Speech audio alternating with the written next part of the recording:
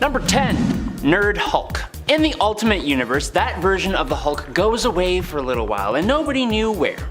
Now, the Ultimates and government want another muscle for the team. Gregory Stark created a Hulk clone using Banner's stem cells, which was given the name of the Nerd Hulk, because he wore glasses, which seems kind of mean, but whatever. This version possessed all of Banner's intellect on top of the Ultimate Hulk's strength. Unfortunately, that damn intelligence tends to overrule rage, which is one of the handy dandy things that gives Hulk so much damn power in combat. Meaning this Hulk could even be defeated by Captain America, who almost defeated the regular Ultimate Hulk in combat. Number 9. Skulk. The Amalgam Universe. You knew it would show up eventually. Skulk is a combination of the Hulk and DC's Solomon Grundy. Now for those of you who don't know, Solomon Grundy is basically a zombie, which allows him to frequently lose his life and resurrect in new incarnations, each with varying levels of strength and intelligence. In this story, however, Solomon Grundy happens to be passing by when Bruce Banner was testing the Gamma detonation. Bruce ran out there to try and save the Elemental, but was instead fused to Mr. Grundy. Now, the odd mix became the Skulk.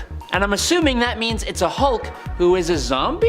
A Hulk who is now even more immortal than he already would be? I'm not sure what this ultimately means, but I do know that he looks a lot like a much angrier Solomon Grundy just wearing purple shorts. So there's that. Number 8. Ape Hulk. After the crazy success of Marvel Zombies, Marvel realized that these kinds of weird comic book worlds are extremely well received by readers, which means we all got to see the world of Marvel Apes, which you may be surprised to learn is a world where every Marvel character from 616 are apes, most of which having great ape-related pun names. Hulk did not have that perk though, but he was still the strongest member of the Ape Avengers. Now if his powers are the same as his 616 counterpart, which they seem to be, then this Hulk is powerful enough to make this list for sure. But we don't see him do anything particularly special, which against the rest of these alternate Hulks does not allow him to stand any higher on this list. This Ape Hulk helped battle against the vampiric Ape Avengers and would later join a group dubbed the Prime 8, led by Nick Fury. Number 7. Hulk Pool. Thanks to the miniseries Hulked Out Heroes, we get to see a version of Deadpool who has become Hulkified. Hulk Pool here, with the help of his friend Bob, is able to travel all over time, trying to dispatch his weak, normal self from the past. It's Deadpool, guys. Paradoxes in time mean nothing to him. He goes back to 1717 and becomes a pirate alongside a time-displaced Ben Grimm the Thing. He goes to prehistory with Devil Dinosaur. He goes to the Wild West where Hawkeye is, also time displaced, and then to 1945, right when Captain America is trying to save Bucky Barnes. Hulk Pool helps them steer the rocket in a different direction, directly towards the Red Skull and a certain mustached dictator from World War II, de-lifing them both. It turns out that Deadpool has changed the entire time stream, creating an alternate timeline where Pirate Ben Grimm becomes the first president of the United States. He interrupts the accident that created Daredevil getting doused in that radioactive stuff that blinded Matt Murdock and made him enhanced. He stops Doctor Strange from getting in that first accident that made him go to the Ancient One, and he just really messes everything up, ultimately. Becoming the only Hulk in this timeline, which makes him the most powerful even without all the enhancements he gets from being Deadpool. Number 6. Old Man Hulk. Probably the most disturbing version of Hulk I've ever seen would have to be Pappy Banner in the Old Man Logan story by Mark Millar. After the villains took over the world, it is believed that Banner and the Hulk received extra doses of radiation from the atomic weaponry used in California, which caused Bruce to become a little unhinged. Hulk procreated with Jennifer Walters, his first cousin, creating kids who also had children, and together they all formed the Hulk gang that viciously ruled over Hulkland, which is primarily the whole of the west coast of the US. Now, before you all tell me he didn't do this with Jennifer Walters like last time I said that, here's the comic panel of him saying so. Okay, now that's out of the way. This version of Bruce actually has the strength of the Hulk when he is still in his Bruce Banner form, but when angry enough he transforms into a massive, almost 30-foot Hulk. He's able to eat Old Man Logan whole. I mean, before Logan regenerates and tears out of him from the inside. But guess whose head survived and went on to be attached to a robot? Yes, it was Bruce Banner. Number 5. Pappy Banner. And from happiness back to tears again. Ready to talk about Old Man Logan? Yet again? Good. Basically, in this dystopian future where the villains all banded together to take out all of the heroes, Wolverine has become a farmer, a simple man trying to just make ends meet and keep his family alive. But the main antagonist in this tale is the Hulk gang, made up of the incestuous children and grandchildren of Bruce Banner, the Incredible Hulk, and what he claims was his cousin Jennifer Walters, as in She-Hulk. This gang of horrible Hulks was led by none other than the one true Pappy Banner himself. Pappy Banner doesn't need to change his form to access the powers of the Hulk. In the fight between Old Man Logan and Pappy Banner, this regular human Bruce Banner was tossing cows and throwing punches that sent Logan flying. But when he did transform, he grew to a massive, overweight, maniacally twisted version of the Hulk that ate Old Man Logan whole. Well, until Logan healed up and burst out of the Hulk's stomach, so that's nice. Number 4, Hulk The End. The End series chronicles the last days of various characters in the Marvel Universe. For a lot of doomsday type stories, it often ends in the Earth being destroyed in a nuclear war. But what remains after that? Well, basically, the Hulk remains. As the only human left on planet Earth, Bruce Banner wanders the wastes in an eternal struggle with himself, as in an eternal struggle with the Hulk. Basically, Bruce has seen the deaths of all those he loved, all those he cared about. There's nothing left in this world for him, and he would prefer to just pass on. But no matter what he does, the Hulk does not let him. Speaking of the big green Goliath, he thinks Banner's will to pass away is a puny human thought, and he wants to be the strongest there is and to just be left alone. The two of them have a huge internal falling out. Eventually, Bruce has a heart attack, and while Hulk himself goes on to survive somehow, he now realizes just how alone he really is. Damn. Number 3, Breaker of Worlds. The Breaker of Worlds Hulk first appeared in a kind of side story within the Immortal Hulk storyline. In an alternate timeline, the Immortal Hulk becomes possessed by the One Below All, who went rampaging until the end of time, and the end of this iteration of the multiverse. He has destroyed everything, literally everything. He has defeated Franklin Richards, Galactus, all the cosmic entities, and these shattered planets and crushed stars with his bare hands. The story itself follows an alien that had explored out trying to find out if anything was left in the universe, and there wasn't. This alien is living in the 9th cosmos, meaning the 9th version of the multiverse after the Immortal Hulk / the One Below All destroyed the last version. This new 9th multiverse is in tatters though. The One Below All Hulk has consumed the souls of every being he has destroyed, bolstering his own power enough so that he is planet-sized and just flies around like a living curse, ending all things in existence until there is nothing left. Ever. Luckily, the alien sent a warning far into the past to the present time. The Breaker of Worlds is what happens when the One Below All wins, and it's not good. Coming in at number 2 is Space Punisher Hulk. This version of the Hulk in the really awesome Space Punisher story is a 4-armed, 30-foot tall murderous monstrosity. He completely took out the Fantastic Four, he bit Sabretooth in half, took off Deadpool's head and threw him out into space, and he completely decimated a group of 6 Watchers, as in the race that Uatu the Watcher is a part of. Now if you don't know, the Watchers are sort of on par in power to Galactus, so yes, this is pretty impressive. The future space version of the Hulk is more like an exoskeleton with Bruce Banner contained within the Hulk's chest, but they are still separate entities, allowing Punisher to end the life of Bruce Banner, which in turn allows the Hulk to just jump off into space and leave everyone alone. It's intense, it's really weird, it's extremely brutal as you'd expect from a Punisher story, and we love it. And coming in at number 1 is Maestro. If we are talking about alternate future versions of the Hulk, you'd be just a big ol' silly Billy if you thought we weren't gonna talk about the evil ruler of dystopia, the possible future version of the Hulk,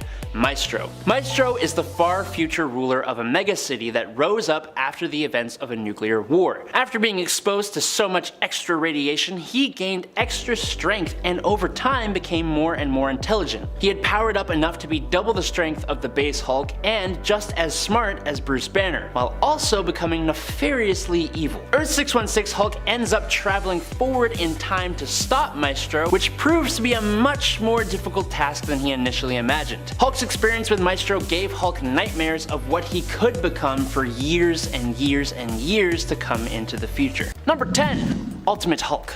Just like every villain who is warned not to experiment on himself, the Ultimate Universe Bruce Banner, who thought he perfected the super soldier serum, used it on himself, which had a pretty unfortunate effect. Instead of becoming big and strong like Captain America, he became big and strong like Bull, or like Hulk, I guess, and tore apart the lab he was working in. So already this is a different kind of Hulk. You know, no gamma explosion caused this monstrosity. When he mixed Captain America's serum with his Hulk serum and injected himself though, he became a gray monstrous Hulk and became a bit more villainous. Not necessarily on purpose, but I mean, he ate people, said some pretty not okay things, and rampaged around New York giving the newly formed Ultimates a threat to fight. He did eventually become a bit more of an on-again, off-again hero, even though he allied himself with the Maker at one point. But I mean, at least he wasn't actually as powerful as the original 616 Hulk, which makes him a bit better to deal with. Number 9. Aborigine Hulk. Ever heard of the House of M? When Wanda Maximoff changed reality to make the mutant Magneto the ruler of the world with his family? Well, in this world, when Bruce Banner transformed into the Hulk after the Gamma explosion, it is believed by Mr. Ross that he is a spy of Magneto, and he is hunted down like normal. But not like normal, he travels all the way to Australia, and he settles in with a group of Aboriginals where he becomes a part of their tribe, and finds an inner peace with Banner and the other guy. But of course, the conflict between the mutants and the last remaining resisting humans finds its way to the outback and onto the territory of his Aborigine tribe. With a kind of control over the Hulk persona, Hulk and Banner help the humans halt their persecution by their mutant overlords, eventually helping AIM to rule Australia. There's this really cool moment where Hulk is like using a whale to cover a submarine. It looks amazing, I promise. Just check it out. Number 8. Hulk the End. After what seems to be a nuclear apocalypse has wiped out every other form of human life on the planet Earth, of course, it is the Hulk who is the only one remaining. Kind of fitting, as he has always wanted to be left alone, and now he is alone. Except not fully. Now that every human has left, Hulk is left with one person who won't leave him be, Dr. Bruce Banner. Banner is always there, just kind of on the subconscious background. This version of the Hulk contends against massive mutated cockroaches who eat him, but he always heals and remains alive. It's rather strange how this happens, but at some point in time, Bruce Banner actually passes on inside of the transformed Hulk from a heart attack, and finally lives the Incredible Hulk utterly and totally alone in the world. It's honestly a really depressing story, and it ends just as depressingly, but it is nonetheless an amazing story, and I think if you've never checked it out, you probably should. Number 7. Hulk 2099. Spider-Man 2099 is an incredible character and story. The world that Marvel set up in 2099 is just as awesome and brilliant, which led to a bunch of heroes getting 2099 counterparts. Obviously, the Hulk had to be one of them. In 2099, you'll find a cult called the Knights of Banner, who are trying their darndest to create a Hulk. Oh, and to get a movie deal, but mainly to get a Hulk.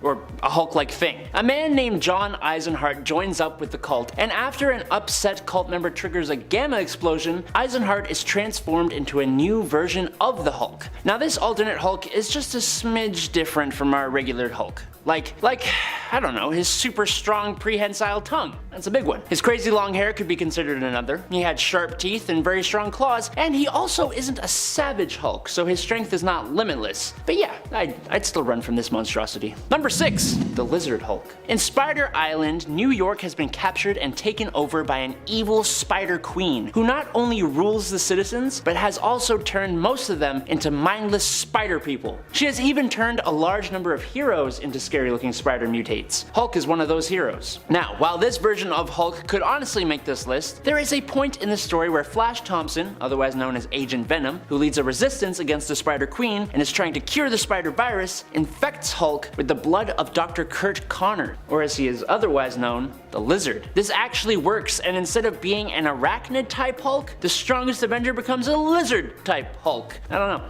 He fights alongside a werewolf Steve Rogers, a vampire Carol Danvers, and a Green Goblin Tony Stark. It's pretty cool. And he himself is pretty impressive. I mean, just look at the power set he now possesses. All his gamma mutated physiological abilities, his limitless strength, and all that loveliness, plus the abilities of the Lizard from 616. Including that sweet tail. Number 5. Pappy Banner. If you've never read the Old Man Logan storyline, I'm gonna warn you now. It is graphic. In this storyline, almost all of the other heroes are dead, and the villains rule, holding various different kingdoms. But Hulk is still here, which shouldn't be a surprise to anyone. Years and years of gamma exposure affected him, making him more and more villainous. This Hulk, referred to as Pappy Banner, has claimed a large part of America, which includes California, as his own. He also has a gang now, but these aren't just normal gang members, no.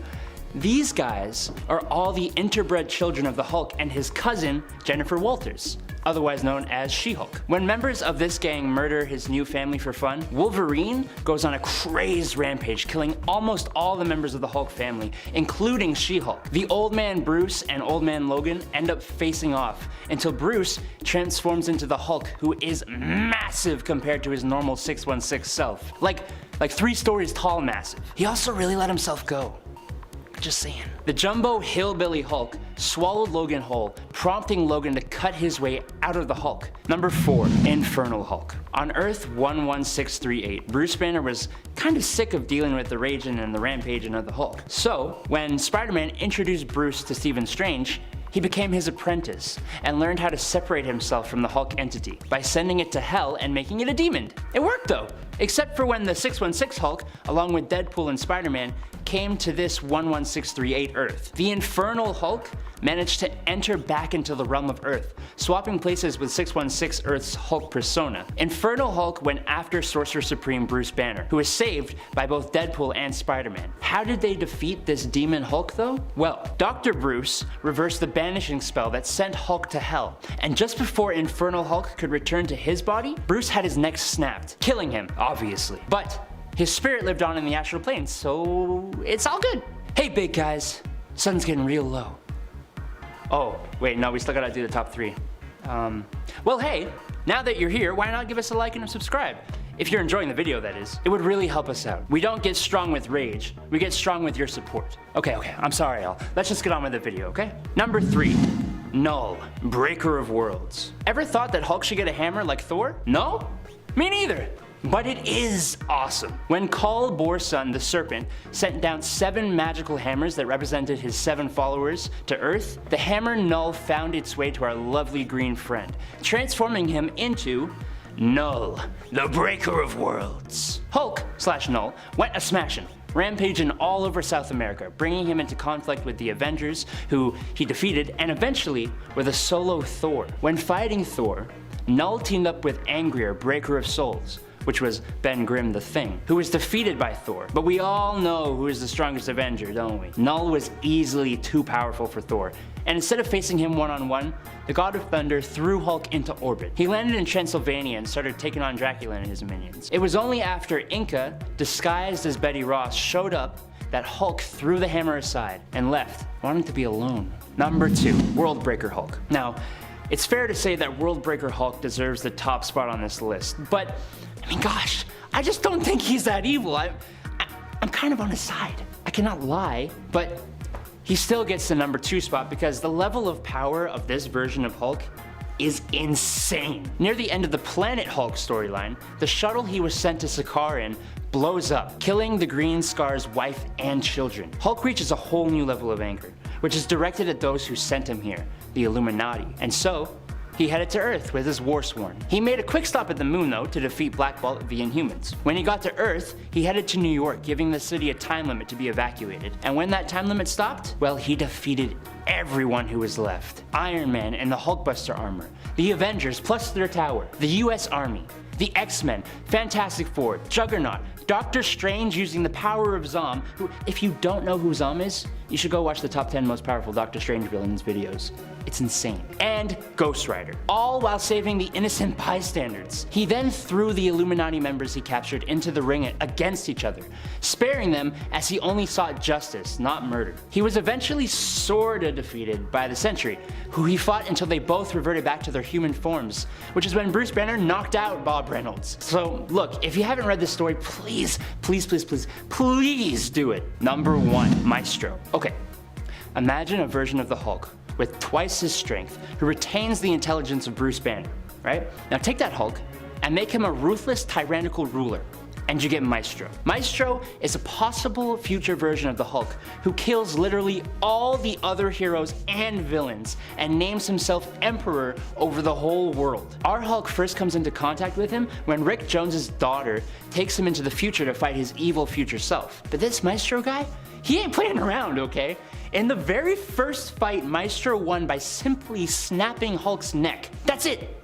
Done. Over. And then he waited for Hulk to heal, taunting him and villain monologuing at him the whole time about all the terrible things they go through as the Hulk. The only way our Hulk could win was to bring Maestro back in time to when they gained their abilities, the Gamma Bomb, which destroyed Maestro on the atomic scale. The sheer idea of Maestro haunted Bruce and the Hulk's thoughts for the rest of time, wanting never to become that level of evil. Number 10. Klaw. Klaw is actually an alternate persona of the Hulk that resides within the character in the reality of Earth 616. So not an alternate in terms of being from another world or reality, but still an alternate in terms of him being a very different version of the character than what we're used to seeing. Klaw even looks very different to the Hulk. When it comes to the heroic version we're used to seeing and reading in the comics, Klaw couldn't be more different. He is basically the polar opposite, being malicious, vicious, and evil-minded in nature and behavior. And if you're like, well, the Hulk is he can be pretty bad sometimes. He's like got a heart of gold though, the Hulk. The Hulk's lovely. Number 9. Age of Apocalypse. In the reality of Earth 295, aka Age of Apocalypse, Bruce Banner never saved Rick Jones from the Gamma Bomb test in order to become the Hulk. Instead, he became the Thing as a result of experimenting on himself after Apocalypse had conquered the Earth. Banner with General Thaddeus Ross was part of humanity's last stand. He would end up betraying the Human High Council and pledge his loyalty to Mikhail in exchange for test subjects. Banner would then discover how to transform into the giant grey super strong beast known as the Thing, and would eventually kind of flip sides once more to protect the humans from a gamma bomb that he himself had designed. Following this, he would become green and end up as Apocalypse's captive. And friends, before we move on to the next spot, if you are loving this list and you want more lists like it, be sure to show us by giving this video a thumbs up. Number 8. Starman. Starman is an alternate version of the Hulk who comes to us from the Marvel What If story from issue 91 of the second series. In this story, we get to see a version of the Hulk where it is the alternate monstrous persona known here as Starman that is actually the kind, gentle, heroic side of this character. And Bruce Banner himself, who is actually the true monster. He's the not so good side of the character, the villain side. Bruce Banner here is a colonel who is obsessed with his job developing weapons for the military. A lot of the rage that he lives with ends up being taken out on his wife and his romantic partner, Betty Ross, to the point that she tries to in fact get out of the relationship, talking to her father about it, but her father basically dismisses her pleas. In the end, Starman is unable to help Betty, who is committed to a mental health facility by Doc Samson, after Colonel Banner threatens him. Doc Samson was actually gonna try to help Betty, but it didn't work out. It's such a sad, awful story, but such a strange version of the Hulk as well. Starman. Number 7. Hulkbot 3000. The Hulkbot 3000 was kind of a roundabout invention of Tony Stark's. He created the builder bot group known as the Smiths, which in turn made Hulkbot. Hulkbot 3000 was actually created to test a crown that could alter a person's behavior, which was actually created in the hopes of curing Tony's alcoholism. True story. Though he claimed the crown was being developed in order to help with the Hulk's often raging personality. What's really odd about Hulkbot though, other than the creation's purpose for existing, is that Hulkbot 3000 is only one of the many different robot versions of the Hulk to exist in the comics, and even in the 616 universe. Like, there have been a lot of Robo-Hulks. I could probably do a top 10 list on robot Hulks. Number 6. Breaker Apart. Also known as the Breaker of Worlds, this is a version of the Hulk belonging to an alternate future that doesn't yet have an official number, but was given the temporary reality number of Earth 781 for now. So we'll just have that number here because you never know, it could become official.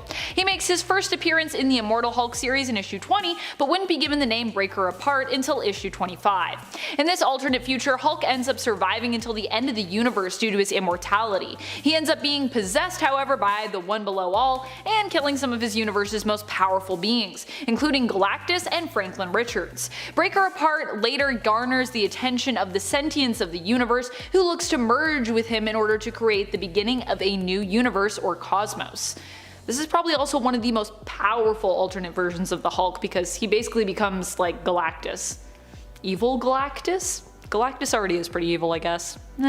Galactus to me is neutral. He's just hungry. He's cool. Number 5. Hulk 2099. Most of us comic book fans know about Spider-Man 2099. It's an incredible story and character, and it was crazy successful. Because of this, Marvel wanted to capitalize, like you do, and they made more 2099 versions of their characters. One such character was Hulk. This version of the Hulk is actually a guy named John Eisenhart. John didn't get his powers after being a scientist though. In the world of 2099, there was a cult known as the Knights of Banner, which, to sidetrack for a second, is a pretty sweet name. But anyways, John was a studio executive and the Knights of Banner wanted to create another Hulk while also making a movie about their cult's history. Yeah, it's weird, I don't know. Eisenhart joins the cult and gets caught in a gamma explosion, turning him into the Hulk. He was a bit different though. For starters, he is terrifying, but he can control his rage, meaning his strength didn't grow indefinitely. He also has claws that can slice through most materials, and his freaky elongated tongue is super strong, which is weird. Number 4, Hulk Venom. In What If number 4, what if the alien costume had possessed Spider-Man? Spider-Man is unable to get rid of the Venom symbiote suit, and he enlists aid from other heroes. Hulk just happens to be one of the first to show up, and the symbiote takes an instant liking to Hulk, which kinda makes me wonder why this hasn't happened before, honestly. It easily bonds to Hulk, overpowering his weak mind. So now you have all the powers of Hulk, plus the powers of Spider-Man, which is an interesting idea, truth be told. Number 3, Skulk. The Amalgam comics in the 90s brought the fans one of the things they always wished they had: the heroes of the DC universe and the Marvel universe coming together. It saw the heroes facing each other, but it also, more interestingly, saw mashed together versions of characters. It's how we got the Batman-Wolverine hybrid Dark Claw, who is awesome. But it's also how we got Skulk. Skulk was the combination of Solomon Grundy and the Hulk. Bruce Banner was minding his own business, conducting gamma bond tests in the desert, the kind of thing you do on your perfect Sunday, and then Solomon Grundy appeared. Bruce tried to save the superhuman zombie from the explosion, but the bomb fused the two together, forming Skulk. Skulk was really just Solomon Grundy but with the Hulk's iconic purple pants, but I feel like the powers of these two characters fused together should be way more awesome than this. Number 2, Ultimate Hulk. Yes, the Ultimate Universe's version of Hulk is similar to the regular Hulk, but his personality? Nuh-uh, honey, it is whack. Bruce Banner, no matter where you find him, is an emotionally scarred dude.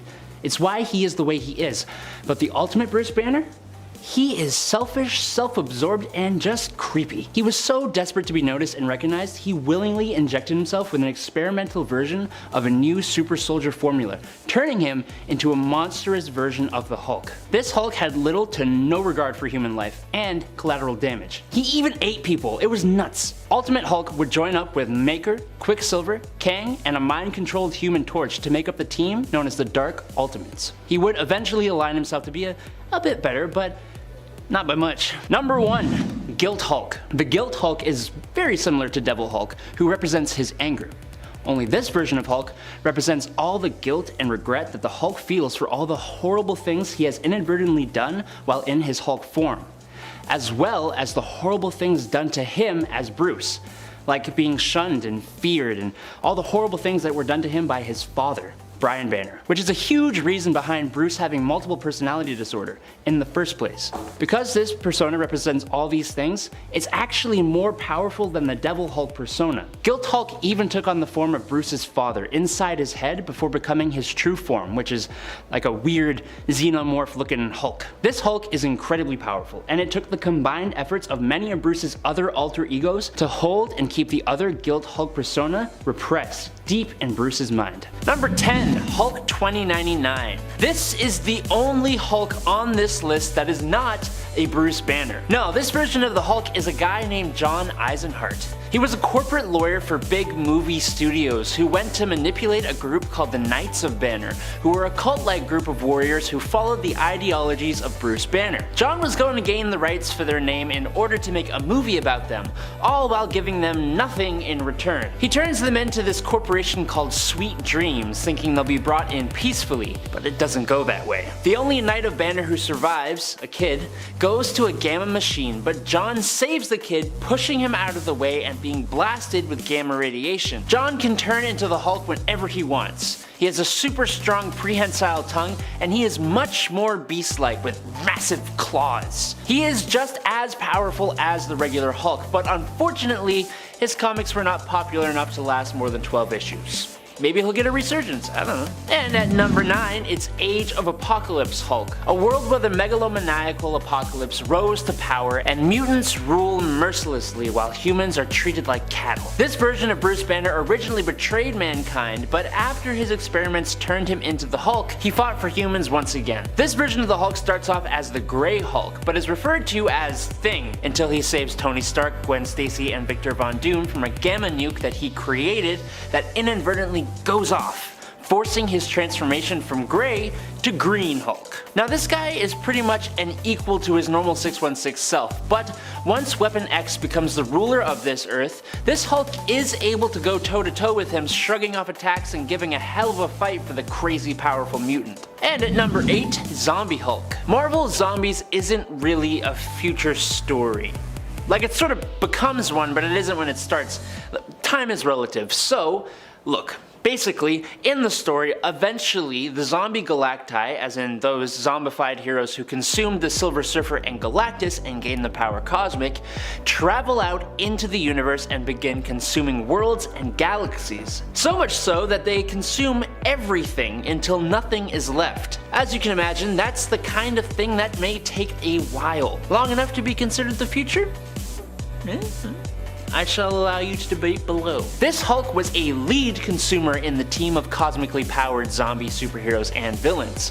So much so that when they ran out of people to consume, zombie Thanos blamed Hulk for eating more than his fair share, to which zombie Hulk decided he had enough of Thanos and put him out of commission. Number 7. Lizard Hulk. In the alternate future of the Spider Island story, the whole of New York City has been taken over by a villain known as the Spider Queen. The Spider Queen has infected almost all inhabitants of the city, including all of the heroes, with a virus that turns them into mindless spider zombie-like slaves under her control. Luckily, there's a group of heroes who make a resistance to this villainous Spider Queen. Most notable among them would be Eugene Flash Thompson, or Agent Venom. Agent Venom eventually realizes that if he subjects some of these spider hybrid heroes to a different DNA tampering process, like for example the Lizard Serum or even the Green Goblin Serum, that it will override the spider transformation, effectively curing the patients. When a group of spider heroes, including the Spider Hulk,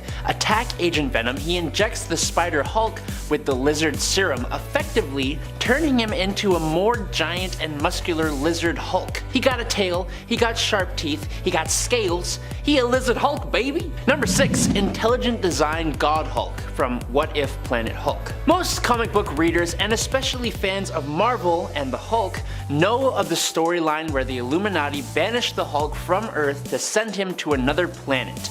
He ended up crash landing on Sakaar and becoming a gladiator turned liberator turned ruler of the planet until his ship self-destructed, killing his family and bringing him back to Earth with a vengeance that no guilty person was safe from. What If Planet Hulk ends up asking the question, what if the Illuminati's banishment had hit its original target? In this story, Hulk lands on an incredibly peaceful and serene planet. And sure, he goes a bit ragey at first, but he eventually realizes the planet is inhabited by a race of peaceful creatures. Over long periods of time, the Hulk helps this race to evolve and become a thriving civilization. They end up viewing the Hulk as their god, and he basically acts as one that leads them to wealth and prosperity. It's one of the few Hulk stories that doesn't end in tears, and I'm more than happy to talk about it for that reason alone.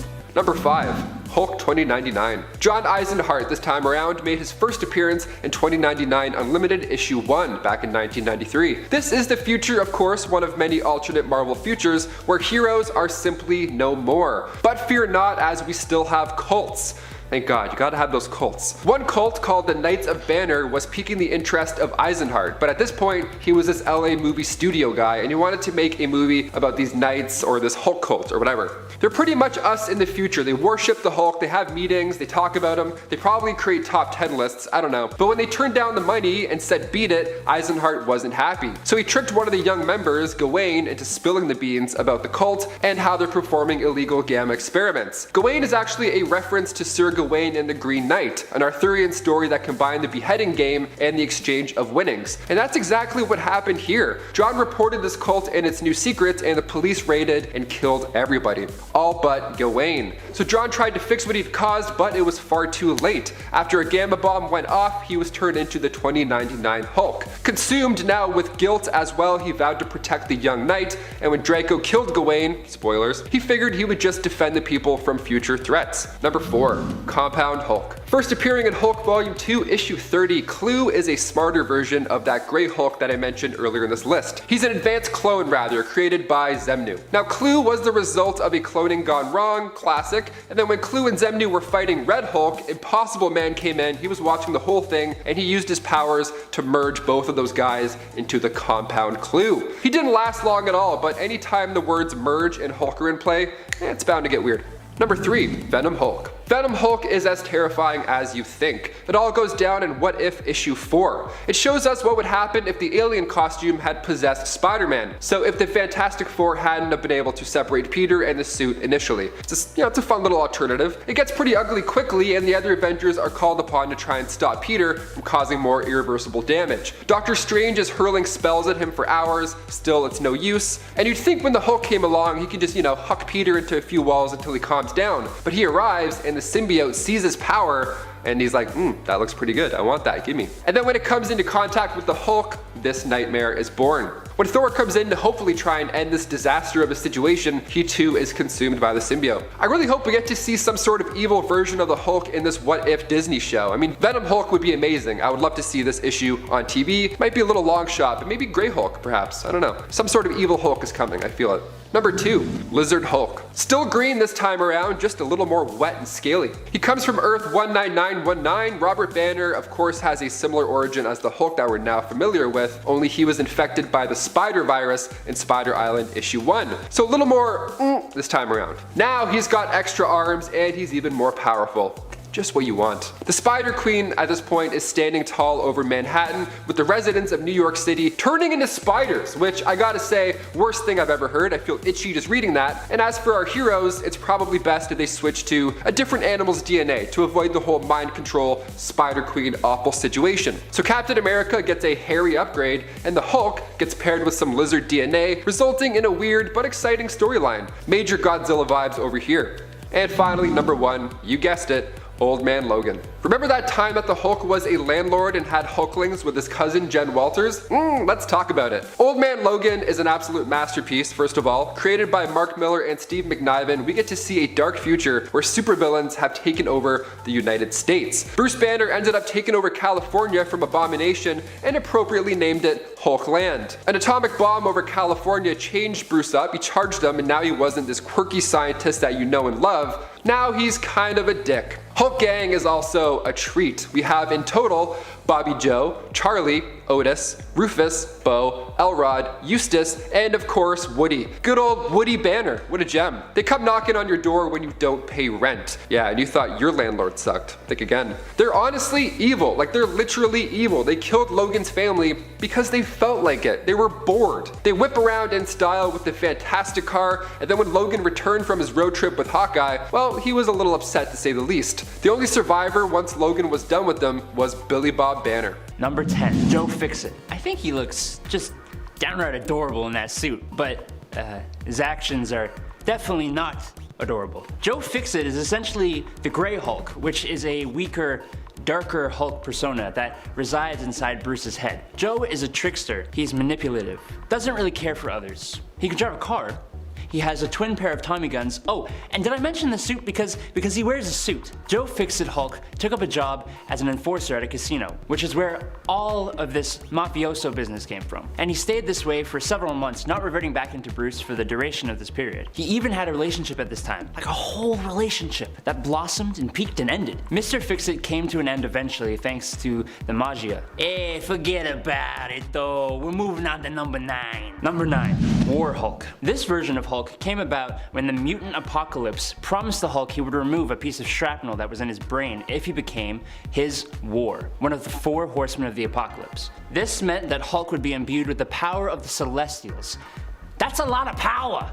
As War, Hulk faced off against both the Absorbing Man and Juggernaut. But what he didn't know was that these two were accompanied by Rick and Janice Jones, Bruce's best and longtime friends. As Hulk was about to kill Juggernaut and the Absorbing Man, Rick jumped in the way, and Hulk got Rick instead, crippling him. The image of his friend, hurt by his own actions, caused Hulk to break of Apocalypse's influence and run away, ashamed of his actions. Number 8, Claw. Claw, which is Hulk backwards, very creative, is basically what happens when the Hulk goes Hulk. He is another one of the evil personalities inside Hulk's head. This version of Hulk has black skin with glowing red scars. He has red demonic eyes, white hair, and big talons. Claw emerges when Hulk reaches a sufficient level of rage, meaning he is more powerful than any other rage-boosted version of the Green Hulk, which is insane if you know about a certain world-breaking version of the character. This version of Hulk is usually suppressed and has only shown up a few times, and not for very long, I might add. He appeared in the Axis storyline where heroes and villains had their moralities switched. Hulk isn't exactly always a good guy, sometimes letting his rage hurt good and bad guys. But since Claw is his opposite, he lets his rage hurt and maim everyone, good and bad, putting even the villains on alert. Look, he just wants to bathe in the blood of the innocents. That's reasonable, right? Number 7, Zombie Hulk. Whoever came up with the Marvel Zombies story deserves a big old round of applause. I don't care how silly it is. You turned Hulk into a hunger monster. Bravo. When Hulk gets infected with the zombie virus, presumably by Reed Richards aboard the S.H.I.E.L.D. helicarrier, the already basically unstoppable hero becomes a flesh-consuming zombie. After a while, the Hulk and other zombified heroes consumed Silver Surfer, gaining the power Cosmic, and after modifying that power, soon defeated and consumed Galactus, making them the next Galactus, or Galacti, or whatever. Which kind of makes sense, you know what I mean? Because zombies eat people, and Galactus eats planets. It's kind of like the natural progression of things, right? Using their newfound powers, the zombies traveled through the cosmos, devouring planets as they went. I think my favorite moment, though, would have to be when Zombie Thanos calls Zombie Hulk out for eating twice as much as everyone else, because, I mean, he's the Hulk, man's gotta eat. But in return, Hulk calls Thanos Prune Chin, which is just hilarious. Number 6, Guilt Hulk. Yet another split personality or alter ego of Bruce. The Guilt Hulk is very similar to Devil Hulk, who represents his anger, only this version of Hulk represents all the guilt and regret that the Hulk feels for all the horrible things he has done while in his Hulk form, as well as the horrible things done to him as Banner, which ultimately means that this persona is quite a bit stronger than its counterpart. What do I mean by the horrible things done to Banner? Well, apart from being feared and shunned and usually living a very, very lonely life, from a much too young age, Bruce suffered constant abuse from his father, Brian Banner, and this abuse caused all kinds of mental problems for Bruce. The Guilt Hulk, as well as the Devil Hulk and a few other Evil Hulk alter egos, are directly related to this abuse, with Guilt Hulk even taking the form of Bruce's father before becoming this thing. This Hulk is incredibly powerful, and it took the combined efforts of many of Bruce's other alter egos to hold and keep the Guilt Hulk persona repressed deep in Bruce's mind. Number 5, Venom Hulk. Now, this has happened in the 616 continuity. In Absolute Carnage, Venom abandons Eddie Brock to bond with a more powerful character to take on the null-boosted Carnage, the Hulk. It looks amazing, with Venom barely even being able to fully cover the Hulk's massive body. But while you may think this combo would be a game changer for the heroes, it is ultimately really disappointing, as Bruce is dealing with his Devil Hulk persona and Carnage targets this. Hulk reverts back to Banner and then gets his spine ripped out, way too fast. Luckily, we get a slightly less awesome looking version of Venom Hulk. In What If number 4 on Earth 1089, we see a Venom symbiote fully bond with Spider-Man in their first encounter. He feeds off him until he encounters the Hulk. Now, if I was a symbiote and I had the choice between Peter Parker and the Incredible Hulk, I'd probably ditch Peter Parker just like Venom did here. He easily takes over the simpler mind of the Hulk. Venom feeds off the gamma radiation of the Hulk, eventually moving on to Thor, but the potential of this kind of amalgamation is just, I don't know. I think I gotta change my underwear now. Yeah. Number 4, Infernal Hulk. I think superheroes need to stop banishing Hulks. It doesn't do anything but make them more mad. And in this case, you turn them into a demon. In the universe of Earth 11638, Bruce Banner has become the Sorcerer Supreme after being Doctor Strange's apprentice. And to sidetrack for a moment, could you imagine Bruce Banner running around like Mickey Mouse in The Sorcerer's Apprentice? You can't tell me that wouldn't be entertaining. Anyways, using the magic he learned, he managed to separate the Hulk persona from himself and send it to hell. For Supreme Sorcerer, you think he would have a bit more forethought. Sending the Hulk to hell managed to get him corrupted by demons, turning him into the Infernal Hulk, and giving him some pretty powerful demonic abilities. Now, after some time, Earth 11638 is visited by the Earth 616 Bruce Banner alongside Deadpool and Spider-Man. The Infernal Hulk clawed his way back into the mortal plane by trading places with the Hulk persona of Earth 616 Bruce Banner. Spider-Man, Deadpool, and Sorcerer Bruce Banner come up with a plan by reversing the spell that banished the Hulk persona and sacrificing Magic Bruce so the Infernal Hulk had nowhere to go, effectively ending the whole thing, and it was all thumbs up after that. I don't know. Number 3. Maestro.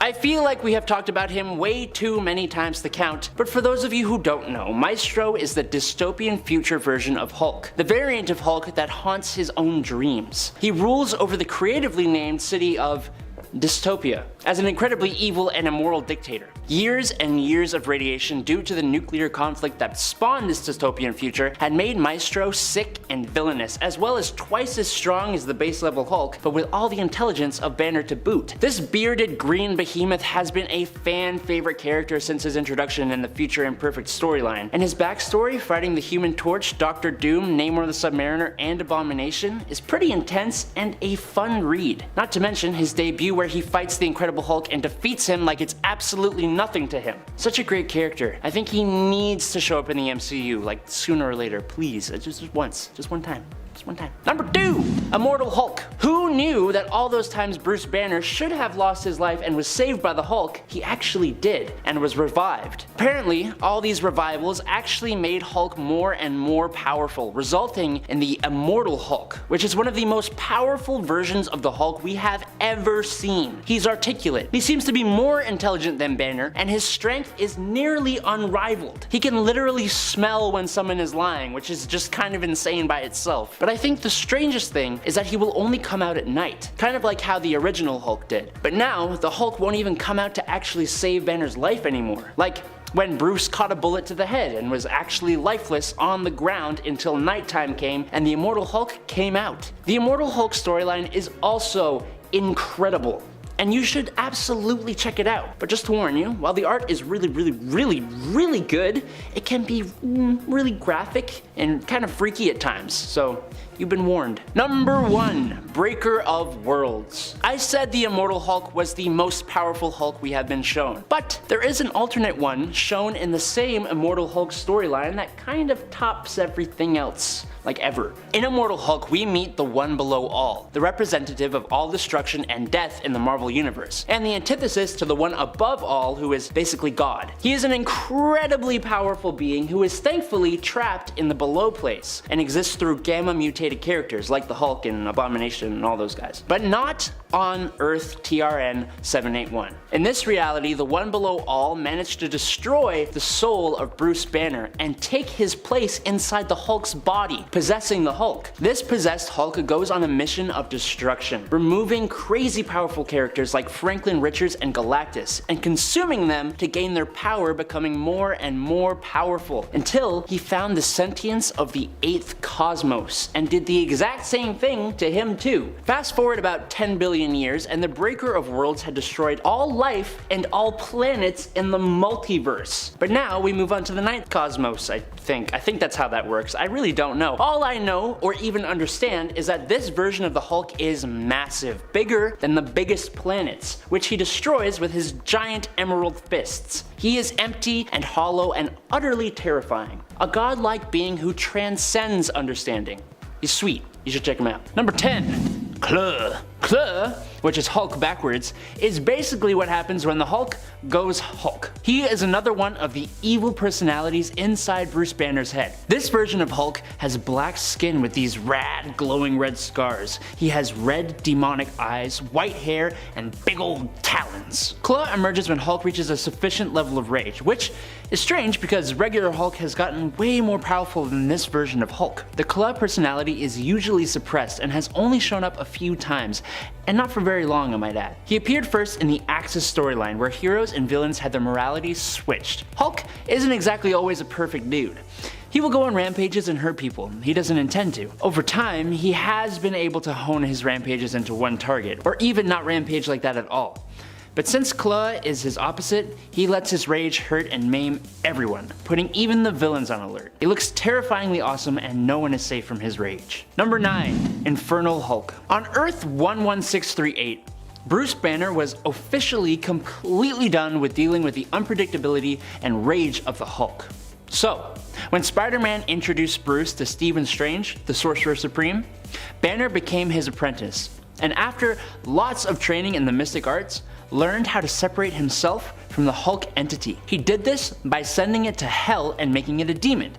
And this was a great solution, until the 616 Hulk, along with Deadpool and Spider-Man, came to Earth 11638. The Infernal Hulk managed to enter back into the realm of Earth, swapping places with 616 Banner's Hulk persona. Infernal Hulk went after the new Sorcerer Supreme, Bruce Banner, who was saved by both Deadpool and Spider-Man. So, how did they defeat this demon Hulk? Well, Sorcerer Bruce reversed the banishing spell that sent Hulk to hell, and just before Infernal Hulk could return to his original Bruce Banner body, Bruce had his neck snapped, killing him. But his spirit lived on in the astral plane, so it's all good. Number 8. Marvel Apes. Marvel Apes is, well, I mean, it's all the Marvel characters as apes. It's pretty self-explanatory, actually. After Marvel Zombies, which I'm sure you're tired of hearing about, Marvel wanted another cool and weird alternate universe. So, we got this. I actually really like it, but I'm a sucker for alternate worlds. Like the regular Hulk, this ape Hulk was a big green monstrosity. He resembled a big gorilla, and he was obviously furry. So that's like the main difference. He was still the strongest ape out there and extremely prone to smashing things whenever he got upset. This ape Hulk helped in the battle against the vampiric ape Vengers, and would later join a group dubbed the Prime 8, led by Nick Fury. Hulk smash like and subscribe button. Hulk angry, but Hulk still love nerds. Puny Adam, get on with video. Number 7. Maestro. Okay, imagine a version of the Hulk with twice his strength who retains the intelligence of Bruce Banner. Now, take that Hulk and make him a ruthless, tyrannical ruler, power-hungry and evil. And you get Maestro. Our Hulk first comes into contact with him when Rick Jones's daughter takes him into the future to fight his evil future self. But this Maestro easily overpowers the Hulk. In their very first fight, Maestro went to town on the Hulk and won by simply snapping Hulk's neck. That's it. Game over, man! Game over! He then waited for Hulk to heal, taunting him and villain monologuing at him the whole time about all the terrible things they go through as the Hulk, trying to get Hulk to join his side. The only way our Hulk could win was to bring Maestro back in time, to when they gained their abilities. The Gamma Bomb, which destroyed Maestro on an atomic scale. The sheer idea of Hulk becoming Maestro haunted Bruce and Hulk's thoughts for the rest of time. Number 6.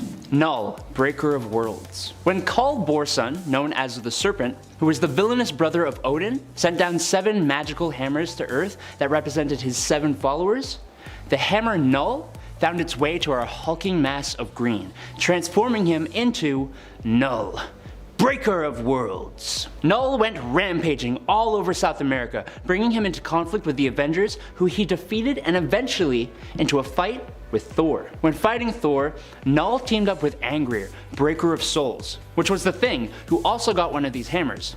who was defeated by Thor. But we all know who the strongest Avenger is, don't we? Null was just a bit too powerful for Thor, and instead of facing him one-on-one, the God of Thunder threw Hulk into orbit. He landed in Transylvania and started taking on Dracula and his minions. It was only after Inca, disguised as Betty Ross, showed up that Hulk threw the hammer aside and left to go be in solitude for being used yet again. Number 5. Ruins. In the Ruins reality of Earth 9591, the Hulk isn't quite as fantastical or as fabulous as our 616 version of the characters. So fabulous. Runes is a series that allows us to get a glimpse of an alternate reality where superpowers are more like curses or death sentences, more realistic to how things might actually go for those who received them in the real world, like the Hulk. Here, Bruce Banner does rush onto the Gamma Bomb test site in an attempt to protect Rick Jones, who wandered onto the testing grounds. However, he doesn't gain a giant, super strong and all-green persona as a result. Instead, he becomes riddled with multiplying green tumors, which ultimately tear him apart from the inside out, mutating him into something much more horrific to behold. It's both weird and terrifying. Number 4. 1,000 Hulks. What if there wasn't just one Hulk, but multiple Hulks? Hundreds of Hulks, if you will. That is a reality we explore in the alternate reality belonging to issue 71 of the second volume of What If. In that issue, we get to explore a world where gamma bombs end up being dropped on Hiroshima and Nagasaki, and transforms hundreds of people. This actually gives the people of Japan a powerful army of Hulks, which allows them to conquer the US and rule over them for years. While one Hulk is already pretty strange, living in a reality where there are multiple Hulks who created a Hulk army seems even more bizarre by comparison. Number 3. Orange Hulk. Maybe one of the most random alternates out there. Orange Hulk hails from the reality of Age of Apocalypse. Unlike the other version we talked about way earlier on this list, Orange Hulk has no attachment to Bruce Banner, and as a matter of fact, we don't actually know who he really is under all that orange and all that Hulk. What we do know is that Orange Hulk is solar powered, gaining strength from the sun, and is in fact implied to be stronger during daylight hours because of this. Orange Hulk serves on Weapon Omega's Black Legion team, and honestly, every time I see him, he makes me want some Sunny D. That's not any kind of paid endorsement, to be clear, that's just the truth. Also, I just really like Sunny D. Number 2. Groovy Hulk. Groovy Hulk is the nickname for the alternate version of the Hulk that we get from the original What If series. In issue 12 of the series, we get to discover what the world would be like had Rick Jones become the Hulk instead of Bruce Banner, with Rick Jones throwing Banner into the trench at the last second instead of the other way around, taking the full brunt of the gamma radiation himself. Oh no, Rick Jones! Rick's version of the Hulk had a notably cooler way of speaking, being heavily influenced by the groovy slang of the 60s. I suppose because Rick was a young and hip teenager, so that's how he talks instead of the other way that the Hulk talks. And that's not even the weirdest part about this whole story.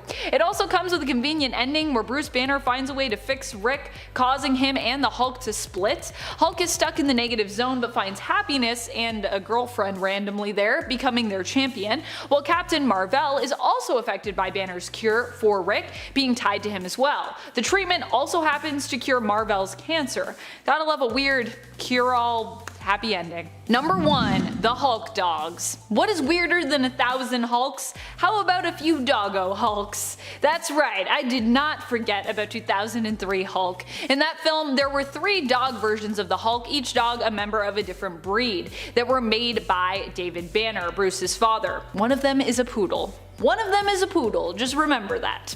David planned to use the dogs to track down and kill Betty Ross. This of course put them into direct conflict with the Hulk himself, who is forced to fight all 3 dogs, who honestly kinda almost succeed in defeating him at one point and getting to Betty. Of course, in the end, Hulk saves Betty and ends up winning. I'm just thinking of how Betty's like, what do I do? Do I go? Do I stay? There's so many shots of her just in the car like, the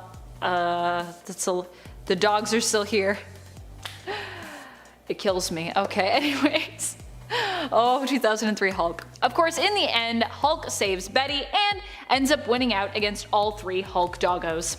Poor Hulk dogs. They didn't deserve that. Kicking off the list at number 10, Grey Hulk. One of the more badass versions of the Hulk was also the earliest. See, originally Stan Lee wanted the Hulk to be grey, but ink problems made him green. The Incredible Hulk made his first smashing appearance in 1962 when a teenager, Rick Jones, was about to be caught up in a gamma bomb test. Scientist Bruce Banner ran out and threw him to safety, but in doing so he himself was caught in said explosion, and in turn he was irradiated with radioactive particles, becoming the Grey Hulk. Our green guy, the main 616 Hulk, is referred to as the Savage Hulk, and Grey Hulk is said to be weaker. They made him an entirely different version in the comics to help explain the color change. They were both fighting to control Bruce. Things get spicy during Peter David's run when we meet Joe Fixit, this mobster Grey Hulk working at a casino. Imagine this guy asking you for your ID. I would bring 5 pieces and a passport, just to be safe. So intimidating. And his hat too, like he looks friendly, but he also looks like when he shakes your hand, he's gonna break all your knuckles.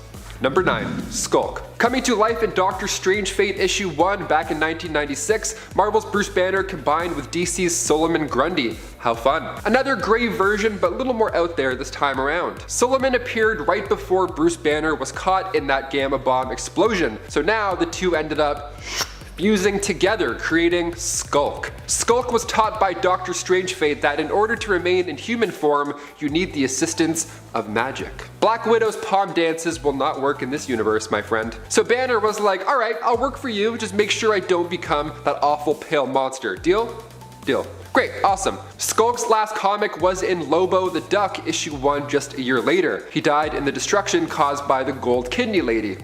Yes, you heard me correctly. And before we list off some other fun versions of the Hulk, if you want to Skulk smash that like button, that would be lovely. Those clicks really do help us out a lot here. You all rock, now let's keep this list going. Number 8. Peter Parker. Looking now to the 2006 bullet point storyline, if you haven't already guessed from the title, this one's a superhero swap. We love those. Now this is a life where Uncle Ben, well, still died, but he died a lot earlier, so unfortunately he wasn't around to mentor Peter. Give him the whole with great power comes great responsibility rundown. So now Peter's stealing Jeeps, he's blasting Green Day and flipping off the elderly, just the complete opposite guy that we know and love. During the Jeep joyride, it ran out of gas, so Sneaky Pete went off to look for some more to help fill up. Now while he was searching, that's when he just happened to stumble across that gamma bomb test, and he didn't realize that he had this Hulk side to him until later on that night. His friends got in trouble, so they blamed Peter, and that's when he got really angry, and then he turned into the Hulk for the first time. It was nuts. Aunt May straight up had a heart attack.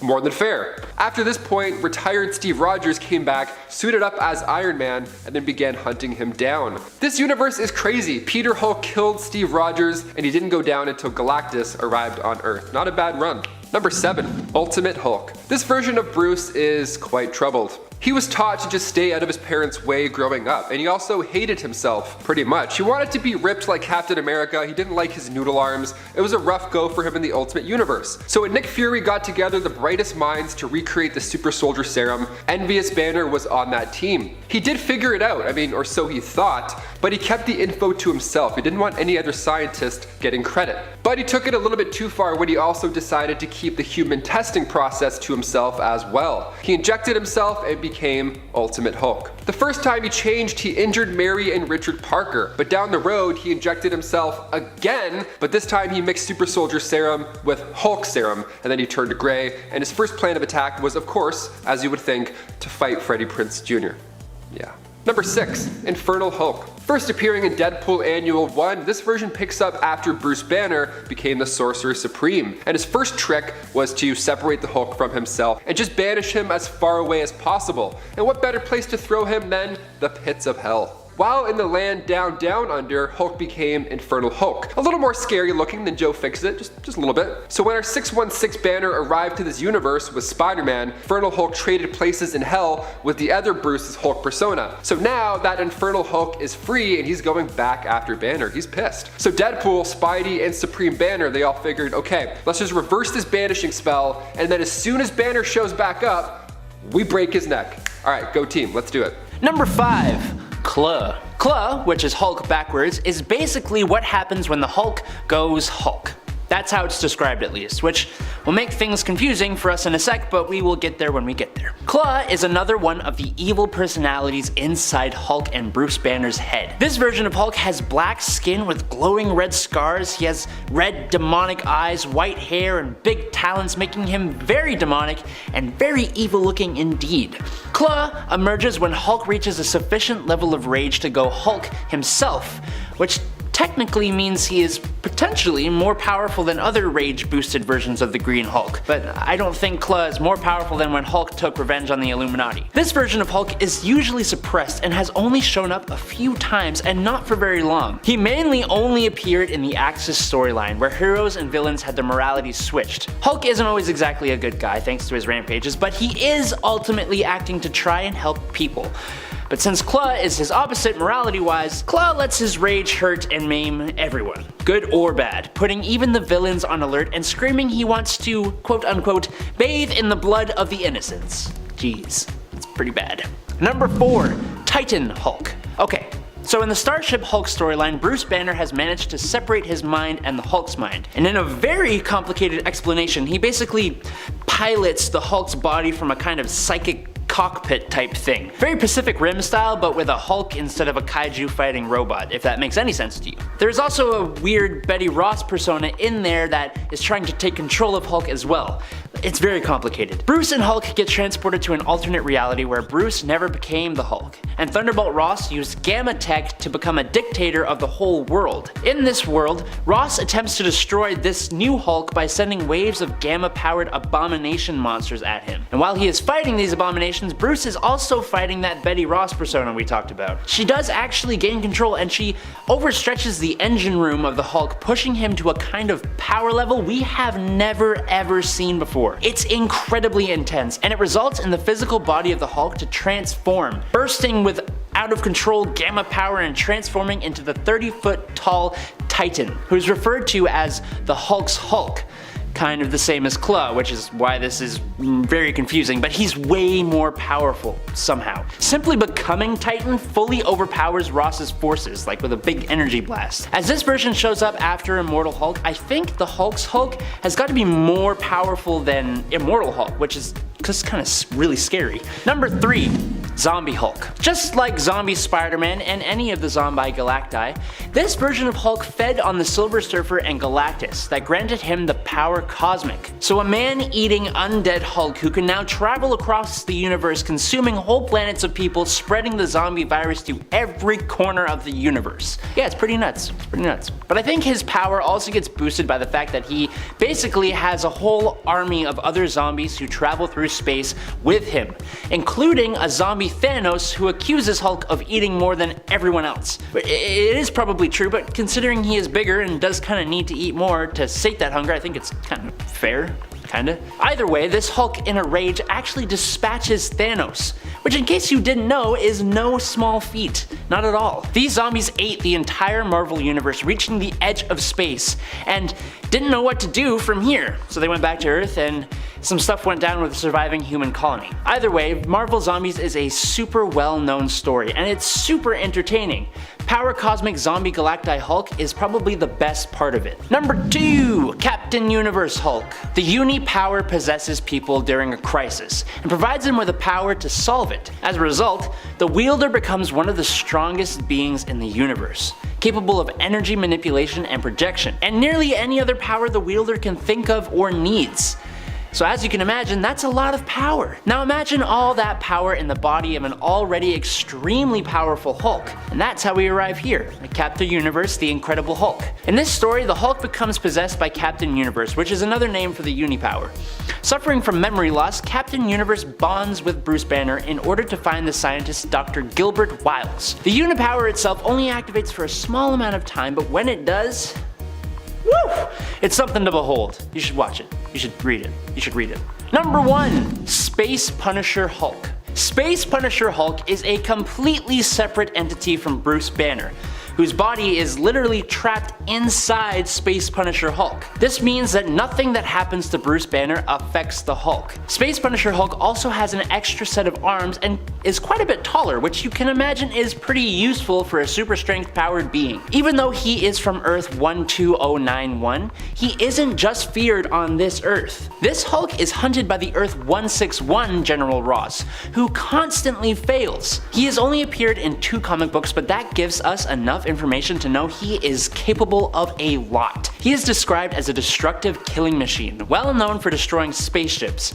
He has defeated the Fantastic Four, ripping off the Thing's hand and tying up Mr. Fantastic in a knot in the process. He strangled Doc Samson with his own hair. He bit through Sabretooth and de-lifed Deadpool by literally tearing his head off, which shouldn't actually work. He defeated and ended the life of 6 Watchers single-handedly. He broke the leader's back in combat, and he also ripped out Bruce Banner from his own chest and let Bruce get de-lifed without it affecting him whatsoever. He is virtually invulnerable, seemingly indestructible and invincible. He can move faster than light and pass through barriers of existence and reality.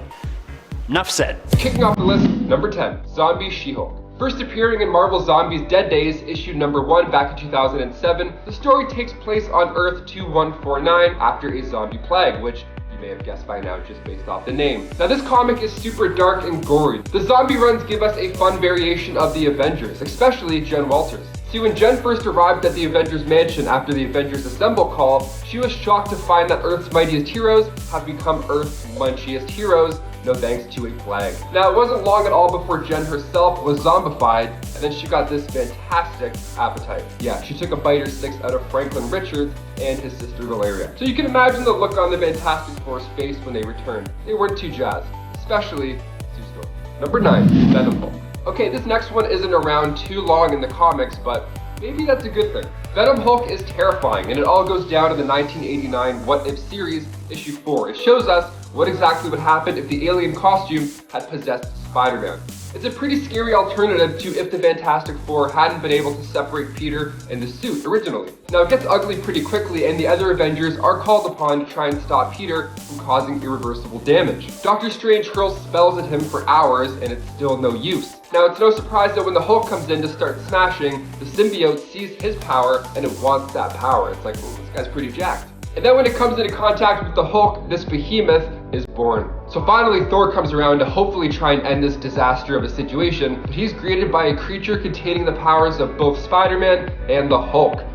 Good game, guys. Number 8, Captain Universe Hulk. This one is short and sweet. Captain Universe isn't a person, per se, despite how the name sounds. It's the uni-power, which is an aspect of the Enigma Force. It's a manifestation of the universe itself, it's sentient, and it's on the hunt for whoever is in ultimate danger. It bonds with them. And after we just heard with Venom Hulk, it's safe to say that we're in for another bonding treat of some sorts. The unit power has bonded with Daredevil X-23, and when Banner accidentally steps on a bear trap in Captain Universe in the Hulk issue 1, he bonds with the Uni-Power in order to survive the cold and dangerous landscapes. Imagine just stepping on a bear trap and then all of a sudden it's like, I'm the Uni-Power, you need me, trust me. You're like, oh, this day sucks. Number 7, Lizard Hulk. Lizard Hulk is so much fun. Okay, let's talk about it. He comes from Earth 19919. His name is Robert Banner, and he of course has a similar origin that we're most familiar with when it comes to the Hulk. Only he was infected by the spider virus in Spider Island issue 1, released back in 2015. So now he's the Hulk, but he's got extra arms, and that means he's even more powerful. How wonderful! The Spider Queen is standing tall over Manhattan, with the residents of New York City turning into spiders.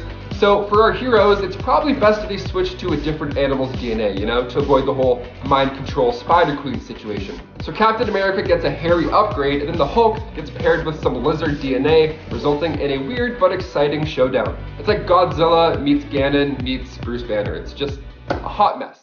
Number 6, Nerd Hulk, aka Robert Banner. He made his first appearance in the Ultimates with Avengers issue 3. Nerd Hulk sounds like a version of the Hulk that we saw from Endgame, but there's more to it. See, this Hulk is actually referred to as Vampire King, which sounds interesting, but I'll get to that in a second.